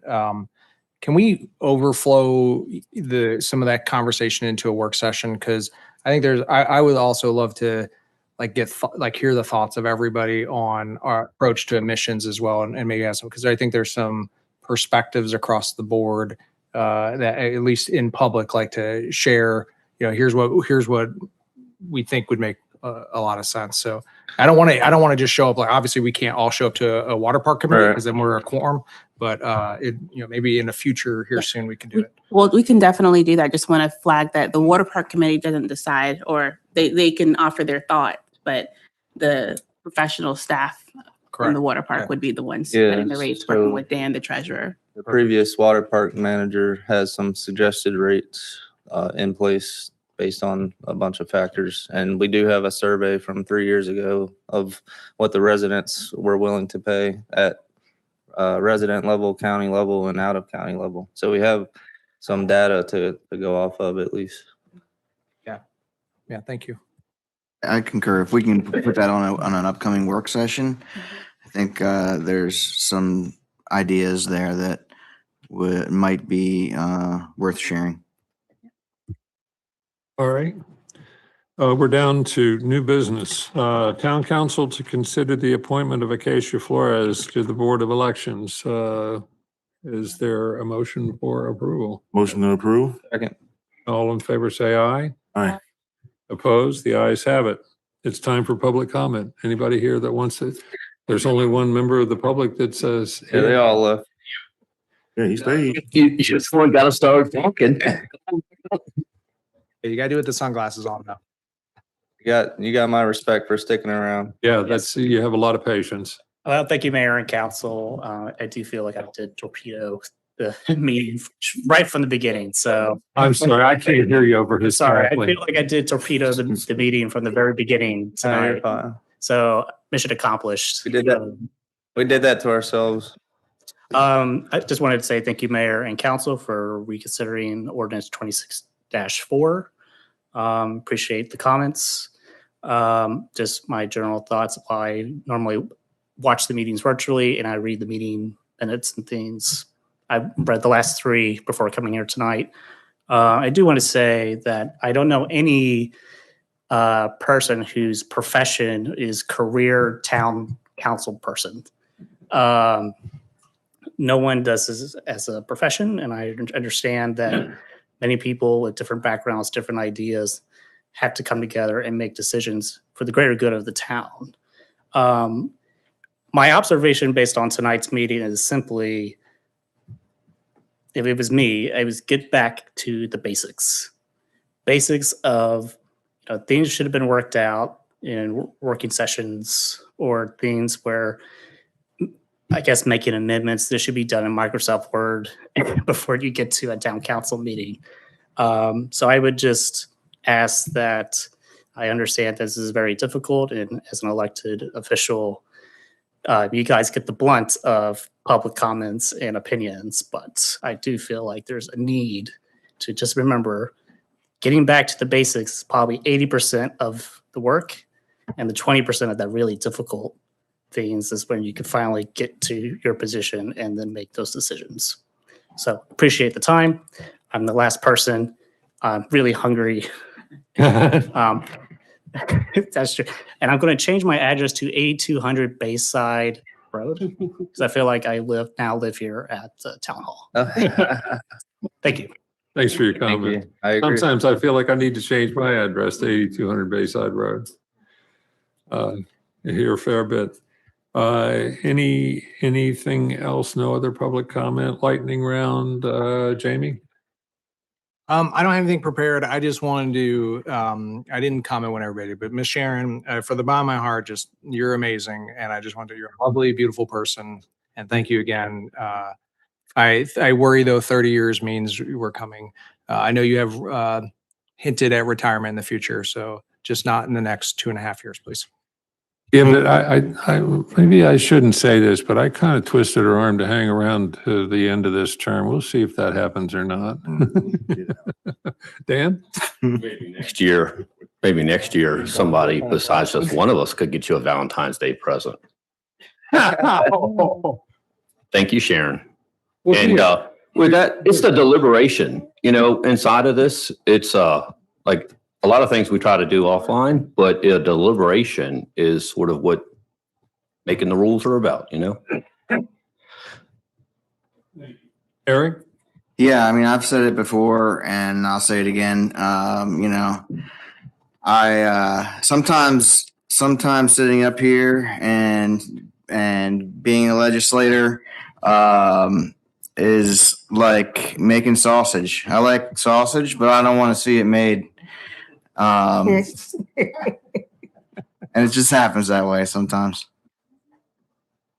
Yeah. I just want to say I'm looking forward to SmartCon on Saturday, taking my kids there between their baseball games and stuff and enjoy the beautiful weather in town. And it really makes me appreciate living here during the summer, and it's just awesome. Great. Laura? I would just say I look forward to getting some projects underway. I hope we do that. That is the business of the town, and we have lots of money to do them with.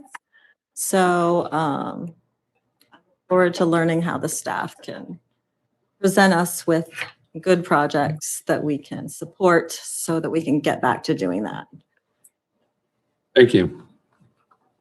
Sharon, congratulations. You are awesome. Sir, I agree with you and I look forward to voting for you in 2028. And with that, I motion to adjourn. Is there a second? Nice. All in favor, aye. Aye. Anybody crazy enough to go nay? I didn't hear that. We are adjourned. Thank you.